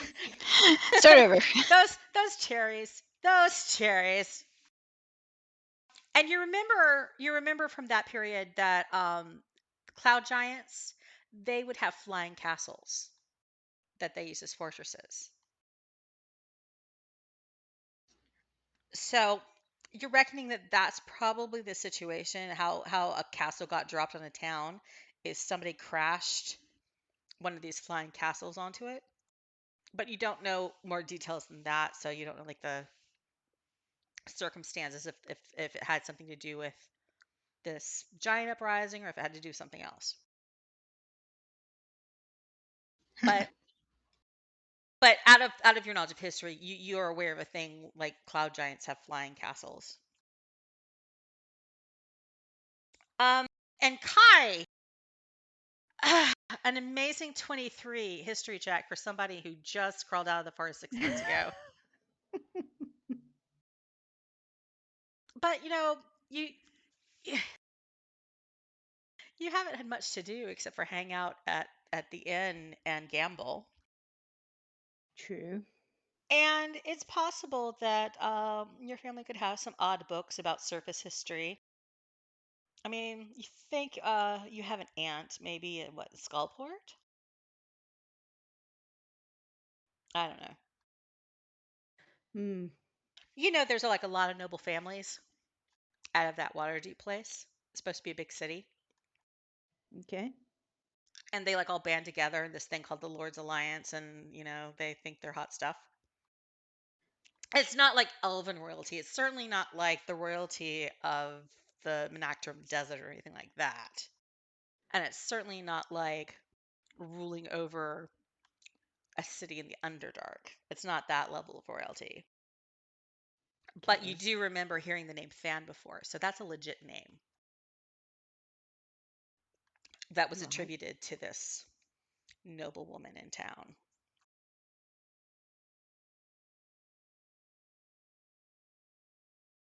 Trying to think what else I could possibly tell you with that 23. I feel like I should tell you more of some kind of history thing that is helpful. Well, is there anything? What else in the rumors do you think you might like want to know about that maybe is history related for of the local area? See, if you knew that, then you wouldn't need to like ask me.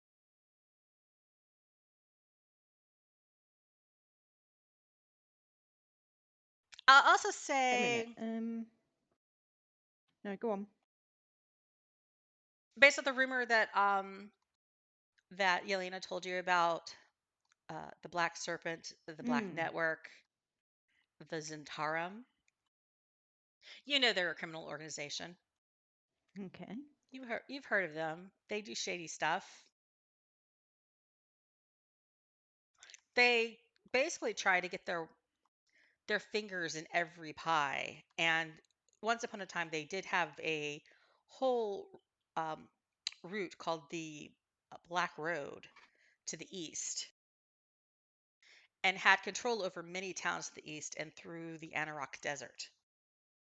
And like there's probably some kind of underground criminal activity that the Zhentarim is up to in most places throughout the north.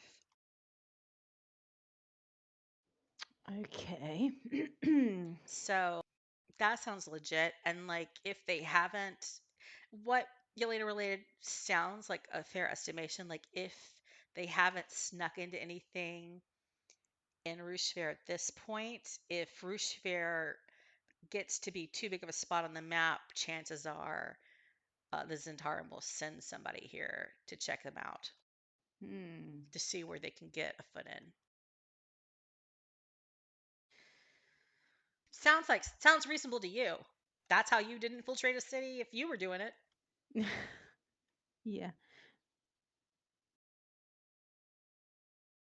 Okay, so I regale Yelena and Terel with my Abundant knowledge. in-depth knowledge of all things noble Of their world or history. black, yeah, black network and all that lot. Have we become attached to Ruchevert? Have you become Do you attached to think? Ruchevert? Yeah. Well, that's Are for we you to attached to say. it? Do you Yeah. do you guys feel like you are champions of this place? I mean, do Do we you feel want to like you're put? just passing through? You're just Yeah, it's biding like time till the next thing? Well, I don't feel like I'd want to just, you know, get Ruchevert on the map for some dodgy criminal underground. to take over and Yeah, to have their wicked way with the locals. And Jojo, she can't stand up for herself, can she? And what about poor Terry? I think it's safe to say that Kai is attached. Kai has a horse in this race. Yeah. We all rushed out to defend the town from a potentially deadly approaching tree, which turned out to be a big friendly Right. ent. But Can't the apple tree.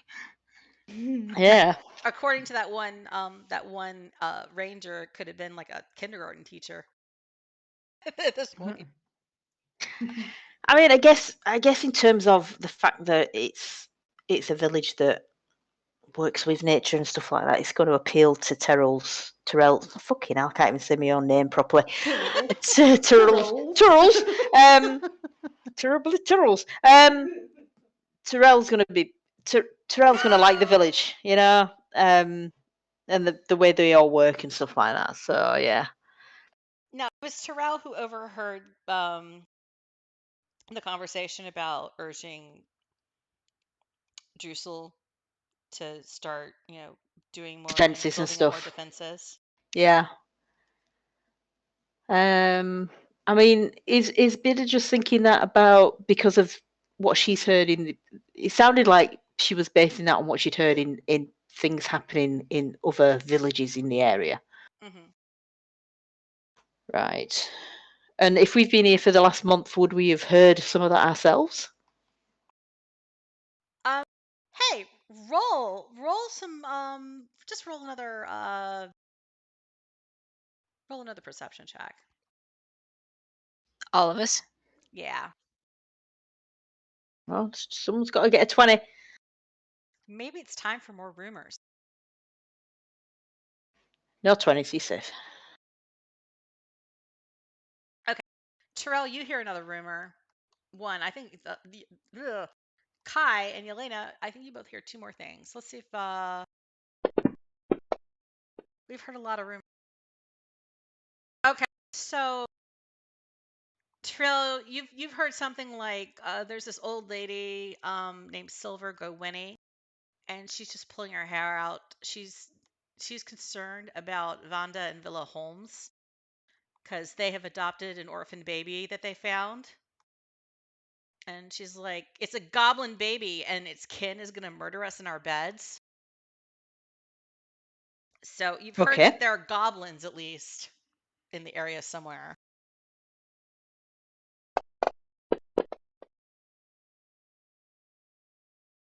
Oh, what convenient rolls. Yelena, you hear that Yul Grasselthatch is, and he's somebody like who Terel just won the tug of war against. And afterwards, you heard him talking about being concerned over some villages being raided by gnolls to the east, and like on the road toward Parnath.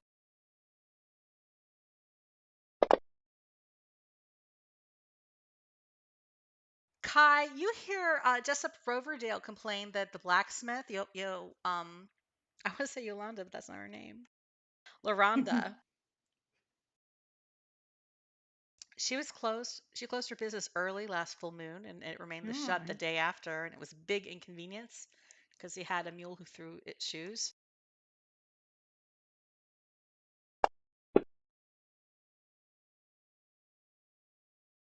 That was a repeat about Lord Jomont.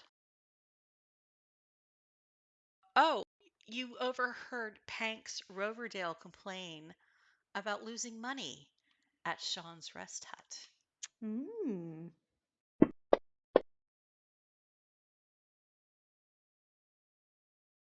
then finally, as you're leaving the tug of war, little Cece Greengrow is boasting to another little halfling kid named Toddy Broomvent that her father had beat up a whole giant on the road from Ullavan by himself. And Ullavan is a village a little bit to the south of Ruchevert. And you're now like aware that there are some giants that live in the hills south of there. So we've heard these giants, goblins, gnolls, undead, criminal organization. Criminal organization. This is not a good area. Possible cults. And there's orcs in the forest. This is true. And fae stuff. And elves, if you hate elves. Yelena gets a headache. That's right. So there's a lot of threats. Now this is all gossip and rumors. So some of these may be accurate. None of them may be accurate. All of them may be accurate. At this point, though, you're like, okay, there's a lot of potential threats around Ruchevert and in this general area. While it may not be like right here, and from just the general time that you've been here, that the biggest problem that Ruchevert has had, that's the biggest threat they've faced thus far, was the missing bees. That what Elfie What's-His-Face said to his partner about the Rangers handling threats thus far has been true. But the main threats thus far, from what you can gather, is just, really small raiding parties of orcs. No real large threats. And certainly nothing along the lines of subterfuge like a criminal organization. Night falls.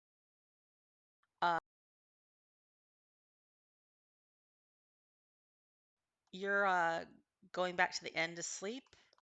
Or you can sleep. There's also space to sleep in the VIP tent if you choose to. What's the VIP tent got? We have to go with the VIP tent. You got badges. Let's go in. Let's go check it. Let's just go in and check it out. Yeah, go. Yeah. The VIP tent has 2 rangers outside of it. They're kind of keeping watch, but it's like a little bit performance security. And it's probably got better food than Jojo. And there's a couple villagers that are there that will do some fetching if you have requests. So it's kind of like a green room and setup. This tent is actually, it looks, in fact, Terel, you recognize there is a seal that is embroidered on the flap entering the tent, and you realize that it has been borrowed from the Lord of Oakshield. That it's actually like Lord Jamont's tent, and they're just using it Okay. for the Honeyfest, that he's lent it to this group. Okay. What does that mean? And when you get inside, it's well made. It's similar to the kind that's found like in a tournament for like a night to prepare and rest in between bouts. It's very ample and roomy, so there's plenty of space for at least 10 people and a horse. There aren't any horses actually inside though.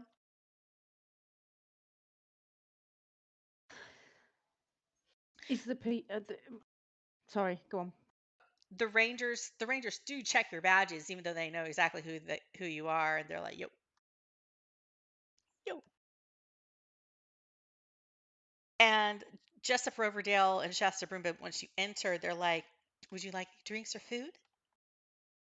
Extra Yes, pillows? please. What would you like?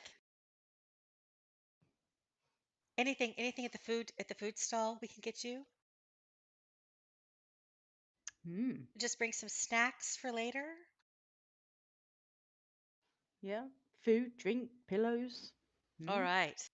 There's there's tables with chairs. There's a couple like cots, or kind of like loungy kind of what is it?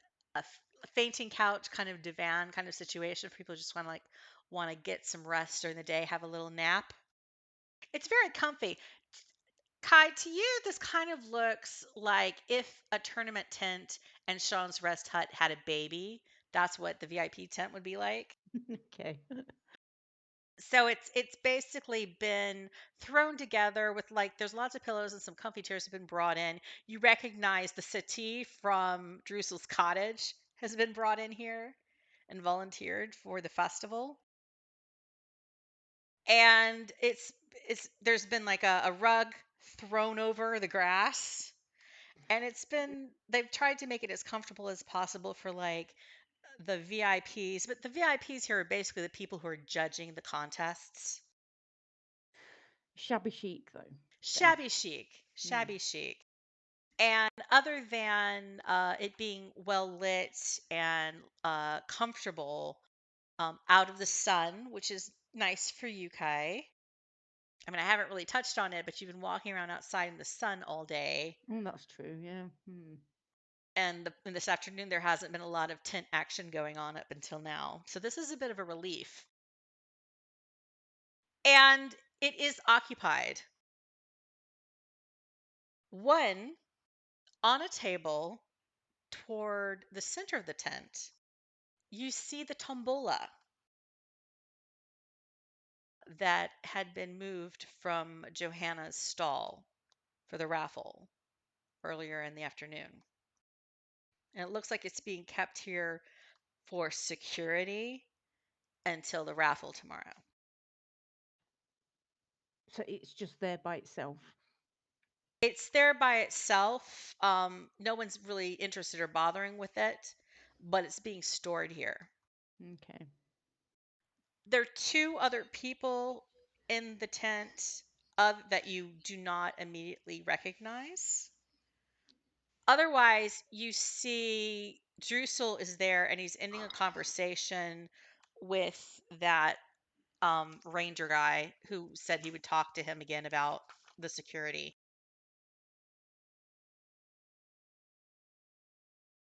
Thurston, I think his name was. I can't remember his name.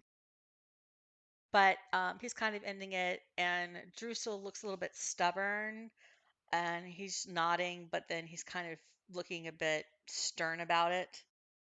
And you just hear him say, I'll think about it. I'll give it some more consideration. But I don't think we've come to that yet. And Thurston kind of shrugs in the way that he seems to like shrug a lot, and it looks like he's feels like he's done his part by Biddy, that he's said something to Drusel about the defenses of Ruchevert, and he bids farewell and leaves the tent. And Drusel sees you, and he like opens his arms. His face, his expression just lightens, and he's like, "Whoa, welcome! You're here, our new VIPs. Well met.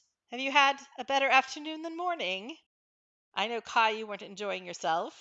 Have things improved for you at Honeyfest?" It's been a fun afternoon. Yeah. Excellent. Allow me to introduce you to the two other judges for the Beautiful Baby contest.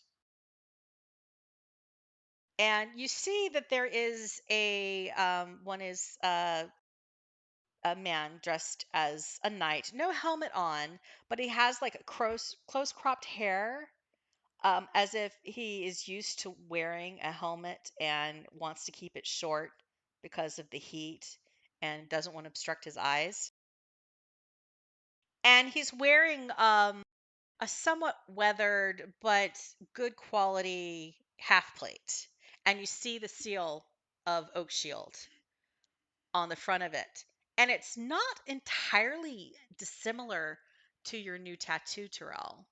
Not exactly the same, but there's a little bit of that.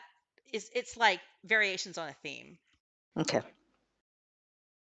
And then the other is a medium, slight woman, slight medium height.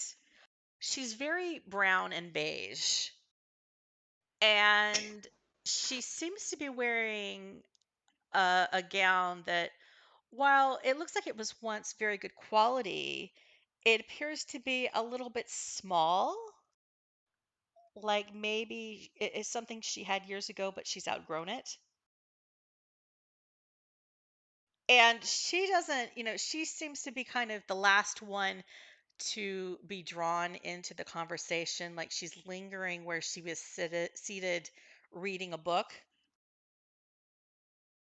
And she reluctantly puts the book down and assumes a smile and joins in with the socialization that Drusel is instigating by starting this round of introductions. And Drusel says, "May I present Lord Germont Shieldbriar of Oakshield? He is from the northern part of the High Forest, and we are very honored that he has joined us and allowed us to use this tent for the festivities. Also, is Lady Bellefauna, fan of Parnast. She has come here from the east, not only to assist us with the judging, so honored. We've been having wonderful discussions about apiary, about husbandry." And he pauses and gives like a little glance over at Lord Jomont, and then seems to be stifling a giggle, and then he corrects himself and says, "Animal husbandry, all sorts of very interesting things. Yes, yes. Lord Jomont, Lady Bellefauna, may I introduce these heroes that assisted us with our honeybee problems. This is Kai and Yelena and Terel." Hello. Hello. Just nod. Lord Tremont seems very friendly, and he gives each of you a nod and smiles at you. He says, "Well, I heard the story about how you helped this town. A giant bee, I hear. How big of a bee was it? Was it like a orange? Oh no, much bigger. Bigger. Bigger than a bread box. Oh, I've never run into such a thing. Better you than me? It sounds quite impressive, by all accounts. Drusel seems to find you quite reliable. Very helpful. I'm glad to meet you." Lady Bellefauna, she just kind of she kind of quietly nods to everyone, but she looks like she'd rather just sink through the floor, like she's very um embarrassingly uncomfortable. and shy about being put on the spot, having to meet people. Are we to understand that she's the lady that runs the village of Panast, or she's like, is she supposed to be nobility? Yes, Lady Belafana, fan of Parnast. Do you ask her anything specific? I'm just wondering if she's Otherwise, she's just said like she's. she's like, hello, nice to meet you. I guess I'm gonna say hi. I met Raggnar earlier today. Show my tattoo and say he does some very good work. But he mentioned you might be interested in hiring some help on your way back. She brightens up a little bit. She's like, oh yes, I will need some mercenaries. Gosh, all three of you mercenaries. Are you equipped to defend a caravan? At this point, uh, Lord Jomont does kind of interject, and he says, uh, I am going to be traveling. Me and my retainers will be traveling back with you to Parnast. So we'll gladly help protect you. I'm sure these people will be of great help as well. But you do not have to concern yourself too much, my lady. And she looks like she's just absolutely horrified at this prospect, but she nods and she's like, yeah, and I'm really looking forward to your visit to Parnast. Do we get an impression that maybe she doesn't like him, or Your impression is that she's more just kind of nerve. I'm gonna say nervous, but I don't mean it in the sense that she's scared nervous. I mean that she just feels awkward. Like there's some social anxiety that you're sensing here okay? more than Mhm. anything. And you're getting the vibe that he's traveling to visit Parnas like as an official visit kind of thing, and is going to be traveling along with this caravan, but she's kind of like, oh boy, I'm having to host people at my town. And So basically, she's like everyone who's been in lockdown for the last 2 years. right. Okay, She's fresh out of lockdown and people are coming over and she's like, oh my god, I'm not ready. gotcha. So she's kind of working nervously at her cuffs as she talks. And she's like, well, Ragnar, you spoke to Ragnar. If Ragnar mentioned it to you, he must approve of you. So I will take that as a strong, fine recommendation indeed. I'll be paying the going rate, which is 10 gold a day. Uh, it's at Just hear the least. sound of ka-ching from Kai. Was that each? 10 gold each? Oh, of course. You're individuals, yes? Yeah. Each person is paid 10 gold a day for their services. That is the going rate. Super. Uh, it will be at least a 10-day journey to reach Parnas, but if there are any delays or obstructions, it could be longer. Sometimes the journey can be perilous. I would want to contract you for a month to allow for any such delays. And possibly some assistance maybe once we reach Parnast. Like I've talked to Drusel here about the fine art of uh, town defense, as well as Lord Jomont here. He seems to be much better equipped at his town to defend the town of, what was it, Oakshield? And Lord Jomont nods. He's like, yes, they're very capable. The town practically runs itself. That's why I'm free to travel southward and visit people. They're very loyal to their village and happily will defend the village with their lives. I feel confident in their abilities. As a matter of fact, I think you are wise to hire mercenaries to escort you back to Parnas. I mean, certainly I will be there, but I find for my own guard as I travel, I much prefer mercenaries to make up the lot of them as well. I leave the defense of Oakshield to the people who love it most. Okay. She looks a little bit puzzled by that statement because she's like, well, I kind of like Parnast. I'm hoping that the people who defend it will like it too. And then she's like looking over at you guys to try to see if she can gauge, whether or not you're the kind of people who are going to appreciate this town when you get there. And she doesn't seem really certain about it. But continuing to talk of payment, she says it's 10 gold a day. She wants to hire you for a month. So, math, 300 gold altogether Yeah. per person. And she says, I'll pay you the first week up front. And Okay. we'll take it from there.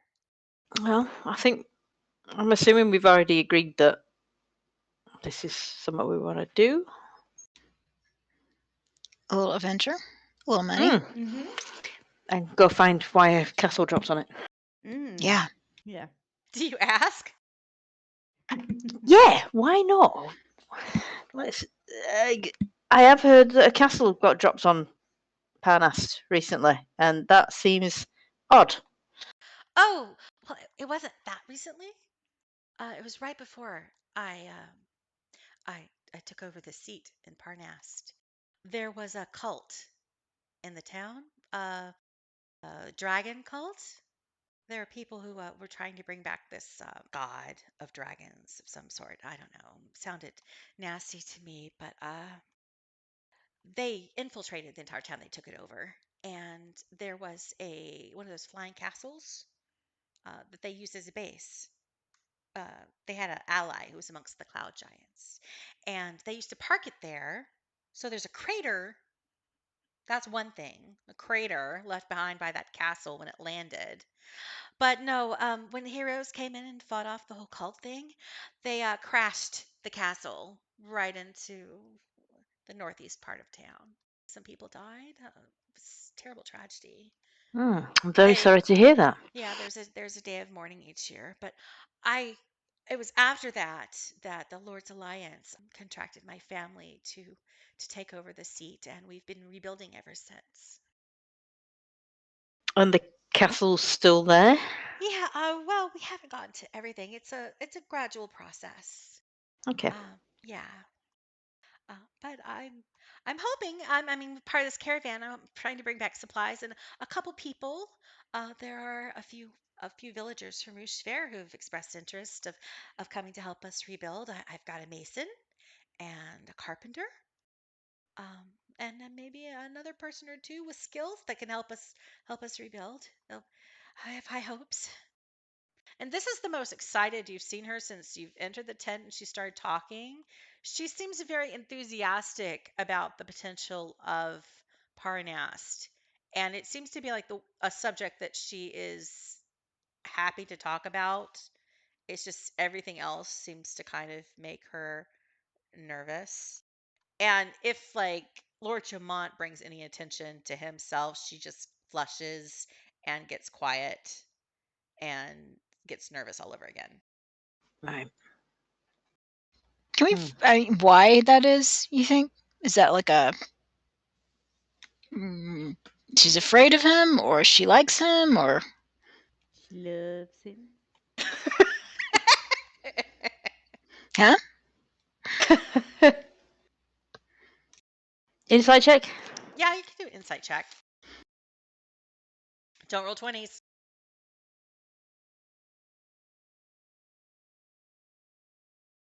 Oh, So close. I don't know. So, Yelena, you don't have any insight into her behavior. Nope. all I'm you can curious, tell but no insight. you're like, well, there's something going on there, but you don't know. Yeah. You can't reason out why. But Terel and Kai, you're pretty confident that she's not scared of him. Here again, it's like that social anxiety kind of thing. And you think she might be a little bit impressed by him, and that's where the blushing is coming from. And it's like this combination of a little bit of a crush, but also being very, very awkward and shy. And she looks a little bit. You can tell that she has a lot going on in her mind right now. Okay. So Like there's it's no just from no malicious. what she said about Parnas and kind of like that she's hoping her hopes for the future. You don't think any of it's malicious, like what she doesn't have any fear Okay. in terms of Lord Jomont accompanying. It's more just anxious here getting out of lockdown. Okay. And All then right. just some shyness and maybe a little crushing. Right.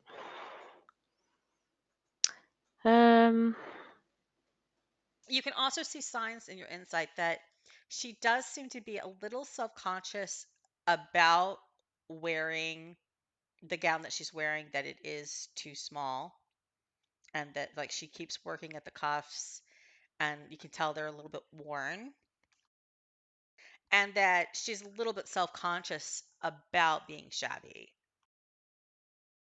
Should we ask her? No, I'm just. Well, we don't want to embarrass her, do we? I mean, does it come across as if she's the sort of person who's probably paying more attention to other stuff and rather than her own presentation until she's actually presented with someone who's actually going about their own presentation? That sort of thing, you know. She'll wear whatever, and she'd be fine with it. But the fact that there's another lord there is making her a bit awkward Yeah, about it. I think that's a fair estimation. Okay, That then I wouldn't. normally she's probably not bothered, but that she's in the situation. She knows that she's not necessarily wearing the best, and she feels like she's being unimpressive. Okay. And she seems to be like a little bit mixed minds about whether or not she's unhappy or whether or not that bothers her. As you can tell, like part of it is she's here, she's getting mercenaries, she's getting livestock, she's taking stuff back to Parnas to rebuild her town. But the other side, she's like, oh, there's this Lord guy here and he's coming with me, and oh gosh.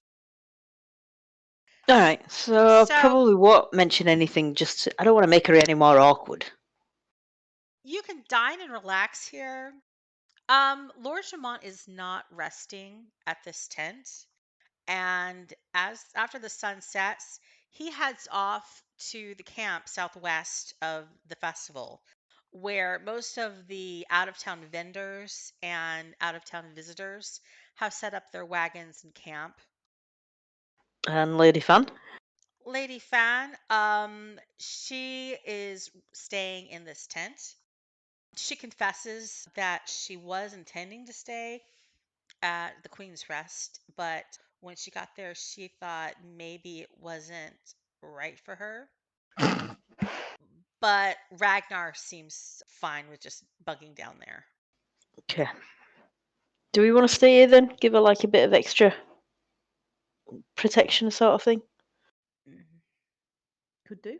Yeah. Send someone off for pies. Send someone out for pies. Yeah. Yeah. Or fried chicken sandwich and waffle. Or Yeah. Yeah. So you fine. send one of the villagers out that's doing the major domo or whatever Yep. to go get food. Mhm. They bring back like the fried chicken and waffles and all that. Yep. And Yeah. Yep. And I'm gonna slip him some money to get a couple of bottles of wine as well. ooh. Well, no, I'm just thinking maybe we can make it a bit more. I'm not saying get her pissed, but maybe we can at least give her a glass of wine and hopefully try and make her feel a bit more comfortable. Mm-hmm. How good a wine are you going for here? I don't want really crappy, dodgy wine, but middle of the road then. Yeah. So like a really fine bottle of wine will cost you 30 gold, but a decent bottle of wine would be about 5 to 10. Okay. And then So just some generic table wine to be like a gold. Not the generic stuff, so we'll go in the middle of the road stuff. 5. So if I was going to get 2 bottles, would that be 10? 15? Yeah, 10. So, and they do the best they can in terms of table service with this wine. But as soon as she sees the wine bottles, you see her perk up And she looks at the label and she kind of nods a little. And they pour it and everything. And you see her do those things like she's smelling it and like whooshing it around. She takes a little sample taste and smooshes it in her mouth, to kind of get all the flavors and stuff. And then she seems fairly happy with it. And Cool. she says, "We're starting. My family grows wine. Family grows wine. Yeah, the fans. Rivershire. A lot of winery concerns there. My extended family, they do some fine wines, and I'm starting. I planted grapes in Parnas to the east. Because of its proximity to the desert and mountains, it has it right. The climate is really excellent for grapes. They're Nice. just starting to mature. Our wine is about this good right now, but I think give it another year. It'd be really interesting. Well, that sounds very interesting, my lady. I hope so. I could use the money for the village. So she's coming across with everything she says is she's completely invested in this village she's been asked to look after. Do another insight check. Okay. Oh, that was shit. Just me, or Everyone can do it.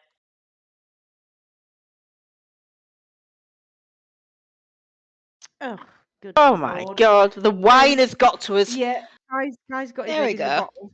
Yay! Well, fortunately, but the answer is probably going to be the same anyhow. From your interactions with her, when she talks about Parnast, you get a sense that she has a genuine desire to build something there and uh, do things. She's concerned about the people having uh, thriving. I think is the right word for it. She wants it to thrive and she wants it to do better than it has. Right. Okay. And she considers it her main project and goal is to rebuild this town and turn it from something that has been crushed and broken and left in ruins into something that has life anew. And all of the, everything that she says and what she's doing and talking about, that seems to be the recurring theme in her actions and her words. Okay. And she might seem a little bit obsessed about rebuilding the town. Right. Like to prove a point, sort of thing. Hmm.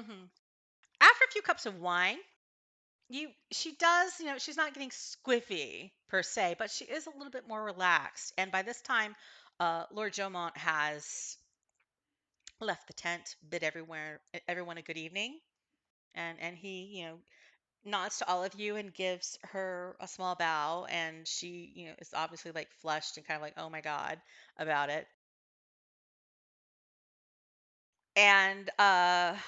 And she starts to talk about the wine some more, and she's like, I really hope that the wine next year turns out to be a good vintage. We could use the money, and right now the village is pretty much breaking even. Um. Well, I'm sure it'll work out. The wine. Well, I feel like I have a good shot. I think I'm doing everything right so far. I just hope nothing goes wrong. Oh, jinx. Touch wood. It's a little bit. My my uncle is my guardian. Technically, he was awarded the seat in Parnast, but he has no interest in going there. He likes to stay in Waterdeep and just, gamble and live the life. Gamble, you say? Well, yeah, there's Somebody perked up. Oh, there we go. We've lost Kai. Yep. yeah, there's a lot of gambling amongst the nobles in Waterdeep. My uncle has made fast friends with Lord Jomont's mother, Mm. and they apparently have this idea in their heads that you know they should consider an engagement between us, but I don't think it's on. I have lots of stuff to do. I can't just go marry some lord who has his town is hundreds of miles away to the north. How would that work? I don't want to leave Parnast.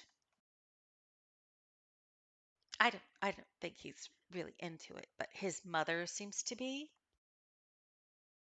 I've gotten the impression, not from him. I mean, he's perfectly polite, but what I've heard is that his mother's really pushing that he gets married because his father died young, and he's just visiting everybody. I don't know if he's really serious about it, but he seems to be inquiring, and we exchanged letters before this, and he asked about coming to Parnast, but I wrote back that I was going to be at Honeyfest, thinking that that was going to be like an excuse to put off a visit until later. But I guess he interpreted it as an invitation to meet here, and that I was like totally fine with him coming back to Parnas. But I have a lot going on. I don't know how I'm going to juggle him being around as well as rebuild the town and get everything done. You know, entertaining and working. There's not enough time in the day, don't you think? Well, you're obviously dedicated to your cause, and if that's how you feel, then you should let Lord Jomont know that, you've got things to do before you can think about potential marriage engagements and that sort of thing. I'm sure he'd understand. I mean, obviously he knows about how to. Well, he says his village runs its own, so runs itself. But he must be aware of the fact that you have responsibilities. True.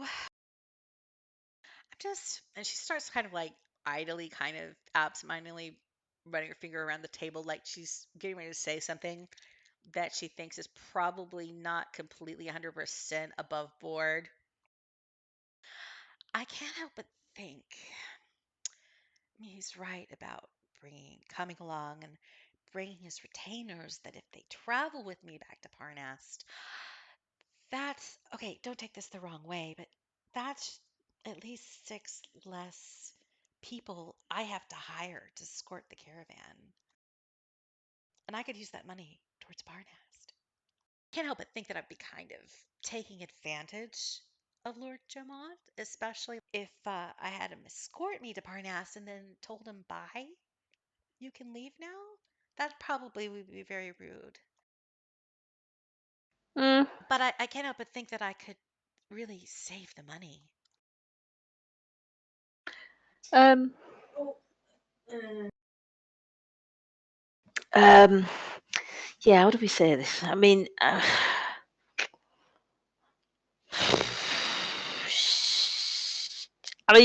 If you've not made any agreements to marry him or anything like that, and if you don't officially know about your uncle and his mum discussing it, Oh I mean, no, like this is completely unofficial. It's just vague insinuations and letters from my uncle. I right mean, then, I don't think my uncle's necessarily keen on it beyond being friends with his mother. then I don't see that there's a problem because he can't expect you to, or he shouldn't expect you to know about any sort of marriage plans unless he addresses it with you, and there's the whole courting process and all that sort of thing, and Yeah, I'm just you know, getting to know him, right? exactly, you're just a fellow noble looking after your It's no people. biggie. I mean, it's just natural that he would come along on the ride, on the trip back to Parnas and get to know me on the road. Exactly, neighbours. Save me hundreds of gold. That's just part of courtship. Okay. Yeah, I can see this is going to work out. I don't feel so bad about it. Yeah, what time is it? Do you know what time it is? Do I know what time it is? Are you going to settle down and sleep there? Yeah, I Yeah. guess if we've got a busy day the next day, we should probably get some rest. Do we want to? Do we want to do shifts? Do we have any reason to think there's a reason to have a guard, or will there be rangers outside the tent? Yeah, there are 2 rangers outside the tent. Then I'm gonna bed down near the door, and I'm gonna make sure I've got sword close to hand, just in case. All right. And you guys all head off to sleep. Mm-hmm. Yep. Okay, do perception checks for midnight. Oh, what, to know what time it is?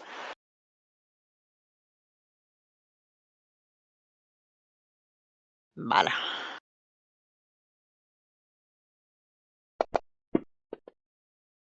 A fly walks across the tent and Yelena wakes up. Terel, you sleep like a log.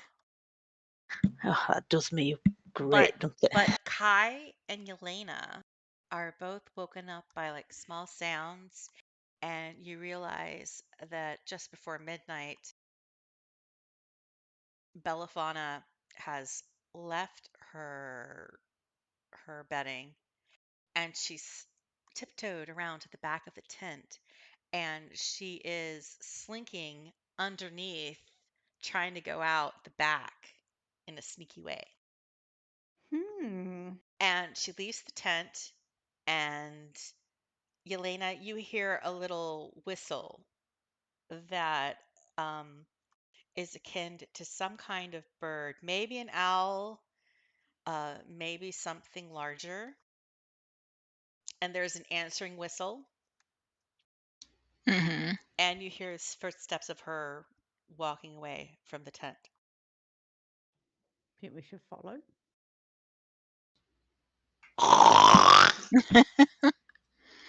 Can I go over to where she went out and just sort of peek? Yeah, you can walk over there. You lift over the bottom of the Because tent. part of me is just like, is this my problem? You peek, and you see she's walking down the lane, and she's donning two backpacks, one over each shoulder. Each one seems to be rather holding something hefty, like the weight is substantial to her. And whatever object is inside is at least 2 feet high. And she's walking towards Sean's rest hut. Can I slip out Yes. and creep along and be sneaky? Yes. Roll a stealth check. Not bad. Not bad.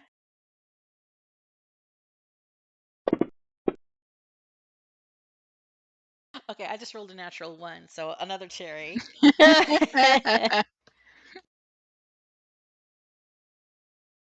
Nobody notices you stealthing. And you see Lady Belafana quietly make her way along the lane towards Sean's rest hut, and then she slips inside. I want to sneak up to the hut and see if I can hear inside. Okay. Make one more stealth check.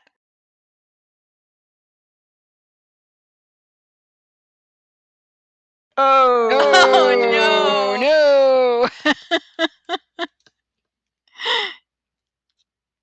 Yikes. You sneak up to the tent. You sneak up to the tent, and you're pulling back, like maybe pulling back a little bit of like the flap that closes it. And just as you do, one of the buttons on your green vest that holds closed all the like little pockets gets caught, and you kind of get jerked because suddenly something's grabbing onto you that you weren't expecting, and you flail a little bit in an ungainly manner because you're not sure right away if this is like, oh my god, something's attacking you, or like if this is actually like just being clumsy.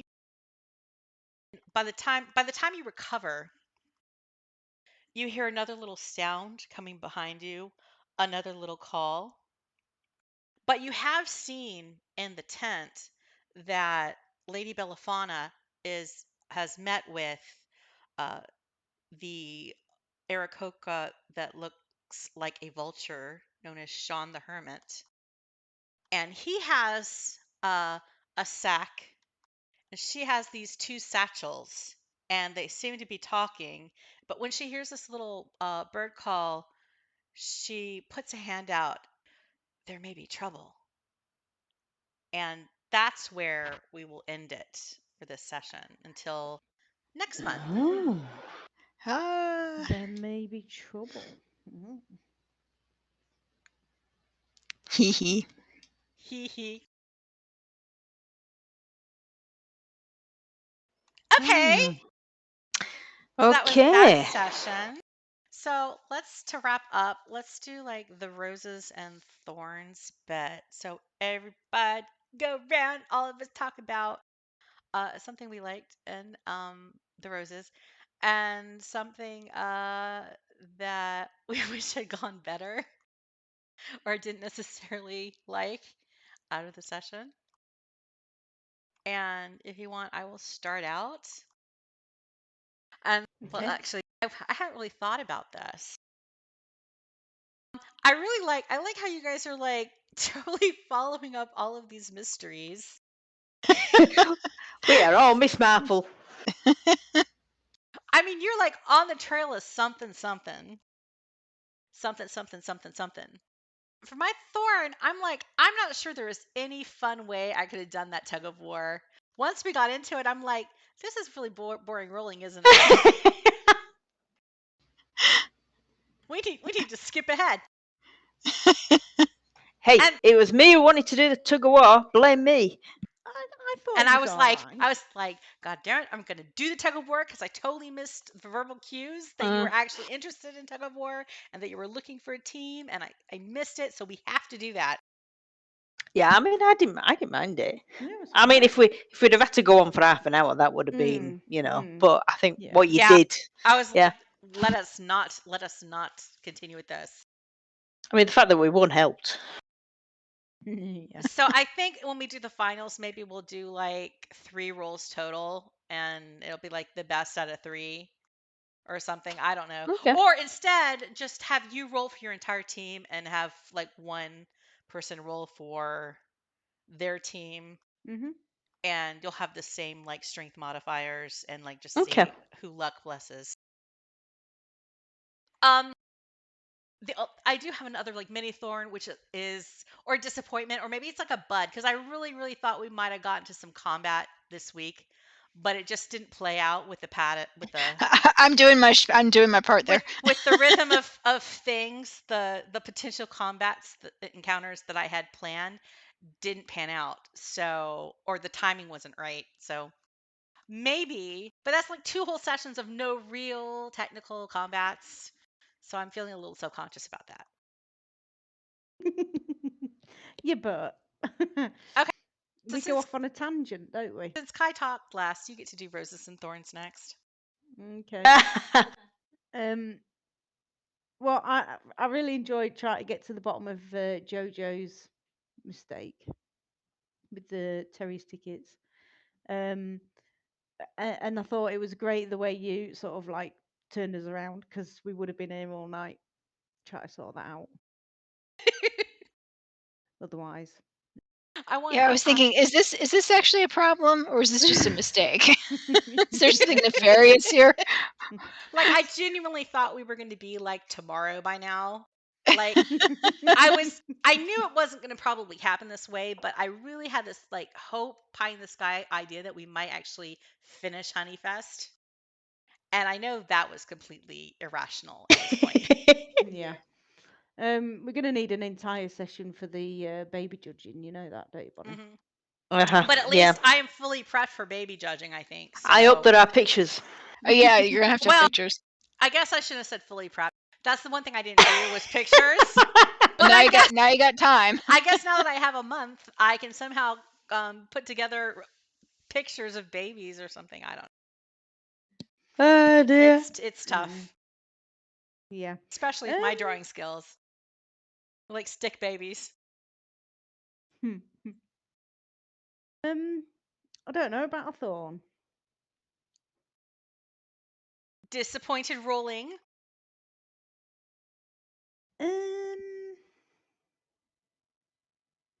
No, I don't know. I'll have to think. Instead of a thorn, what about like a bud? Is there anything that you're like particularly hoping to get into more?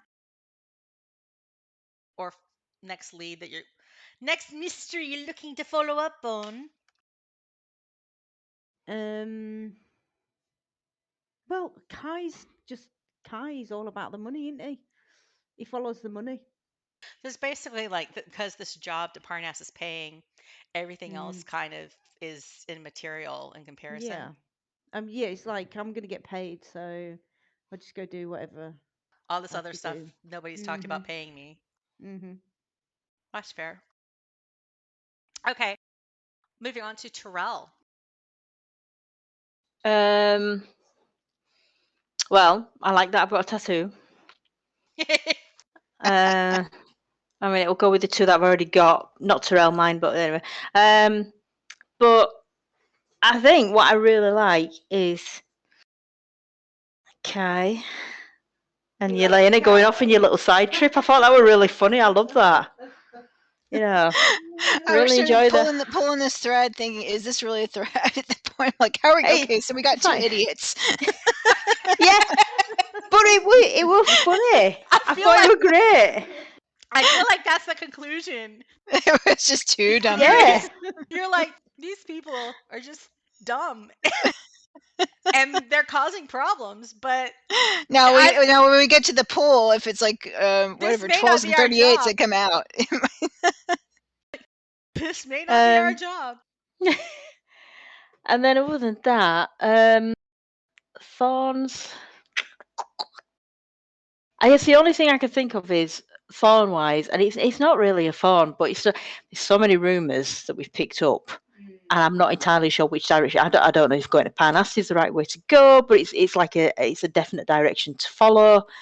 But it's like I don't know if we should be worrying about some of this other stuff. Do we need to go pound on Drussel because he's being a dickhead by not providing? But that's just. It's true. Buds, I was like towards the end of giving the rumors, I was like, I've probably given you too many rumors. And Budwise, I suppose. I mean, we'll just see where this goes. I mean, the fact that we've got we've got the rumors, and we could have. I mean, we could have chosen any of them, couldn't we? We could have said we were going to stay and fortify the town. We could have said we were going to go investigate the undead. There's so many rumors that it gives us options. So in a way, you've provided us with all them buds of things we could follow. Yeah, and that's really kind of my intention was to kind of throw out a bunch of things and see which bait you took. Right. But I think I overdid it, and you guys are feeling maybe a little overwhelmed by the abundance of options at this point. So many people, so many people, names. I know. So many mysteries, so many names. I mean, I will admit I haven't written down all the names. I have made notes for this session, but the names are like. Someone said there were some gnolls. I mean, to be. I know. I realized, like, I probably shouldn't have named every single villager yet. Like at this point, I mean, I did for much I more, are you? Yeah. I had a month, but only a few of these people are really relevant to your immediate future. So. Yeah. But yeah, I mean, other than that, it was a fun session. I mean, I know there's been no fighting and stuff like that, but I mean, it's been interesting doing the whole. I mean, like I say, it's been like a little comedy road trip type thing around the town. So I'm fine with it. So, and I want an enchanted tattoo, so I'm quite happy to go up and ask. So, okay, Yelena, to round it out. So yeah, I guess that would be my one. I hate to start with the Thorns first, but it's like there's so many names and there's so many threads. Sometimes it's a little bit like, oh my god, what should we be following? What's the right one? Even though technically there isn't one right one. I guess that's the point. Sometimes I like a little less of a decision tree. Simplified. But yeah, it's totally picky. I was right there at the end. It's like, yeah, here we go. I'm getting into trouble. This is good. That's very simple. Do I get into trouble or do I not get into trouble? Yeah. Okay. So I think it's about to kick in next session. Things are about to kick in some way, shape, or form. Right. And I've split the party up. You have split the party up. Oh wait, you are on your own. I am on my own. Yeah. Kai is at least awake and conscious that you're off doing something. Terel is just snoring, I guess. Snoring. Yep. Getting a long rest. That's something. Yeah, except I haven't used anything to worry about a long rest. But yeah, sure. But you'll be ready.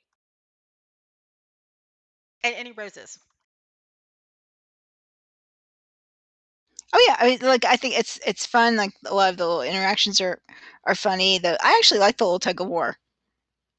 Okay. I didn't dislike that. Yeah. Okay. So it's like the oh my gosh, I'm having one of those like brain blanks where I cannot remember the word. The contested skill checks Uh-huh. isn't bad in of itself. Right. But do you think we did just enough to have it like not get dull? I mean, it sounds to me like you didn't get to that part where like this is boring. You were still invested. Yeah, still invested. It's always fun to roll. It is. I think that's the thing that I'm mainly regretting, that we haven't done combat yet. Yeah, definitely. I'm trying to hone my instincts. I'm hoping for a baby changeling that attacks the party. Baby changeling at the baby contest. Okay, let me make a note of that, baby changeling. Terry's pig turns out to not be a pig. Like the baby from It's Alive. That's Oh my god, 70s movie. It's like the from the Saltmarsh Camping, the baby V Rock. Demon baby. Yeah. Okay. Well, thank you guys. I think No, that thank was you. fun. Thank you. Yeah. I felt I felt a little more organized this time than I did the very first session kicking off. Well, that makes sense. It's like getting into it. What is our next? Our next meeting time, what is the third weekend in June? Fairly sure I put this in my calendar already. Wasn't it the 10th? Wasn't it just before we went away? No, it was after. After. We came back. Yeah, it's the weekend we come back. June 18th. Yeah, 18th. Am I pushing to talk the right button now? The 18th. Yes. Yeah, I can hear you now. Yes. So, part 3 of this Honeyfest, midnight before the last day, we'll reconvene. Is Yelena in trouble or not? Is Yelena in trouble? I feel like if you're not in trouble, you're going to be a little bit disappointed. Some sort of something interesting should happen. Next session, gosh darn it, there will be some combat. I promise you that. Woohoo! Killer babies. You're going to fight something. And we You're should going all to fight bring something. We should all bring moonshine cherries. How many did I eat overall? Like, I feel like at one point there was like 2 right in a row. Maybe 4. 4? Yeah, I think seems like 4. It was a sustainable amount. Let's Yeah. put it that way. All right. Next session will be Okey-doke. June 18th at 1 p.m. Eastern. Hooray! Awesome. Thanks, Bonnie. Thank you guys. All right. Speak to you Bye-bye. later. Yeah.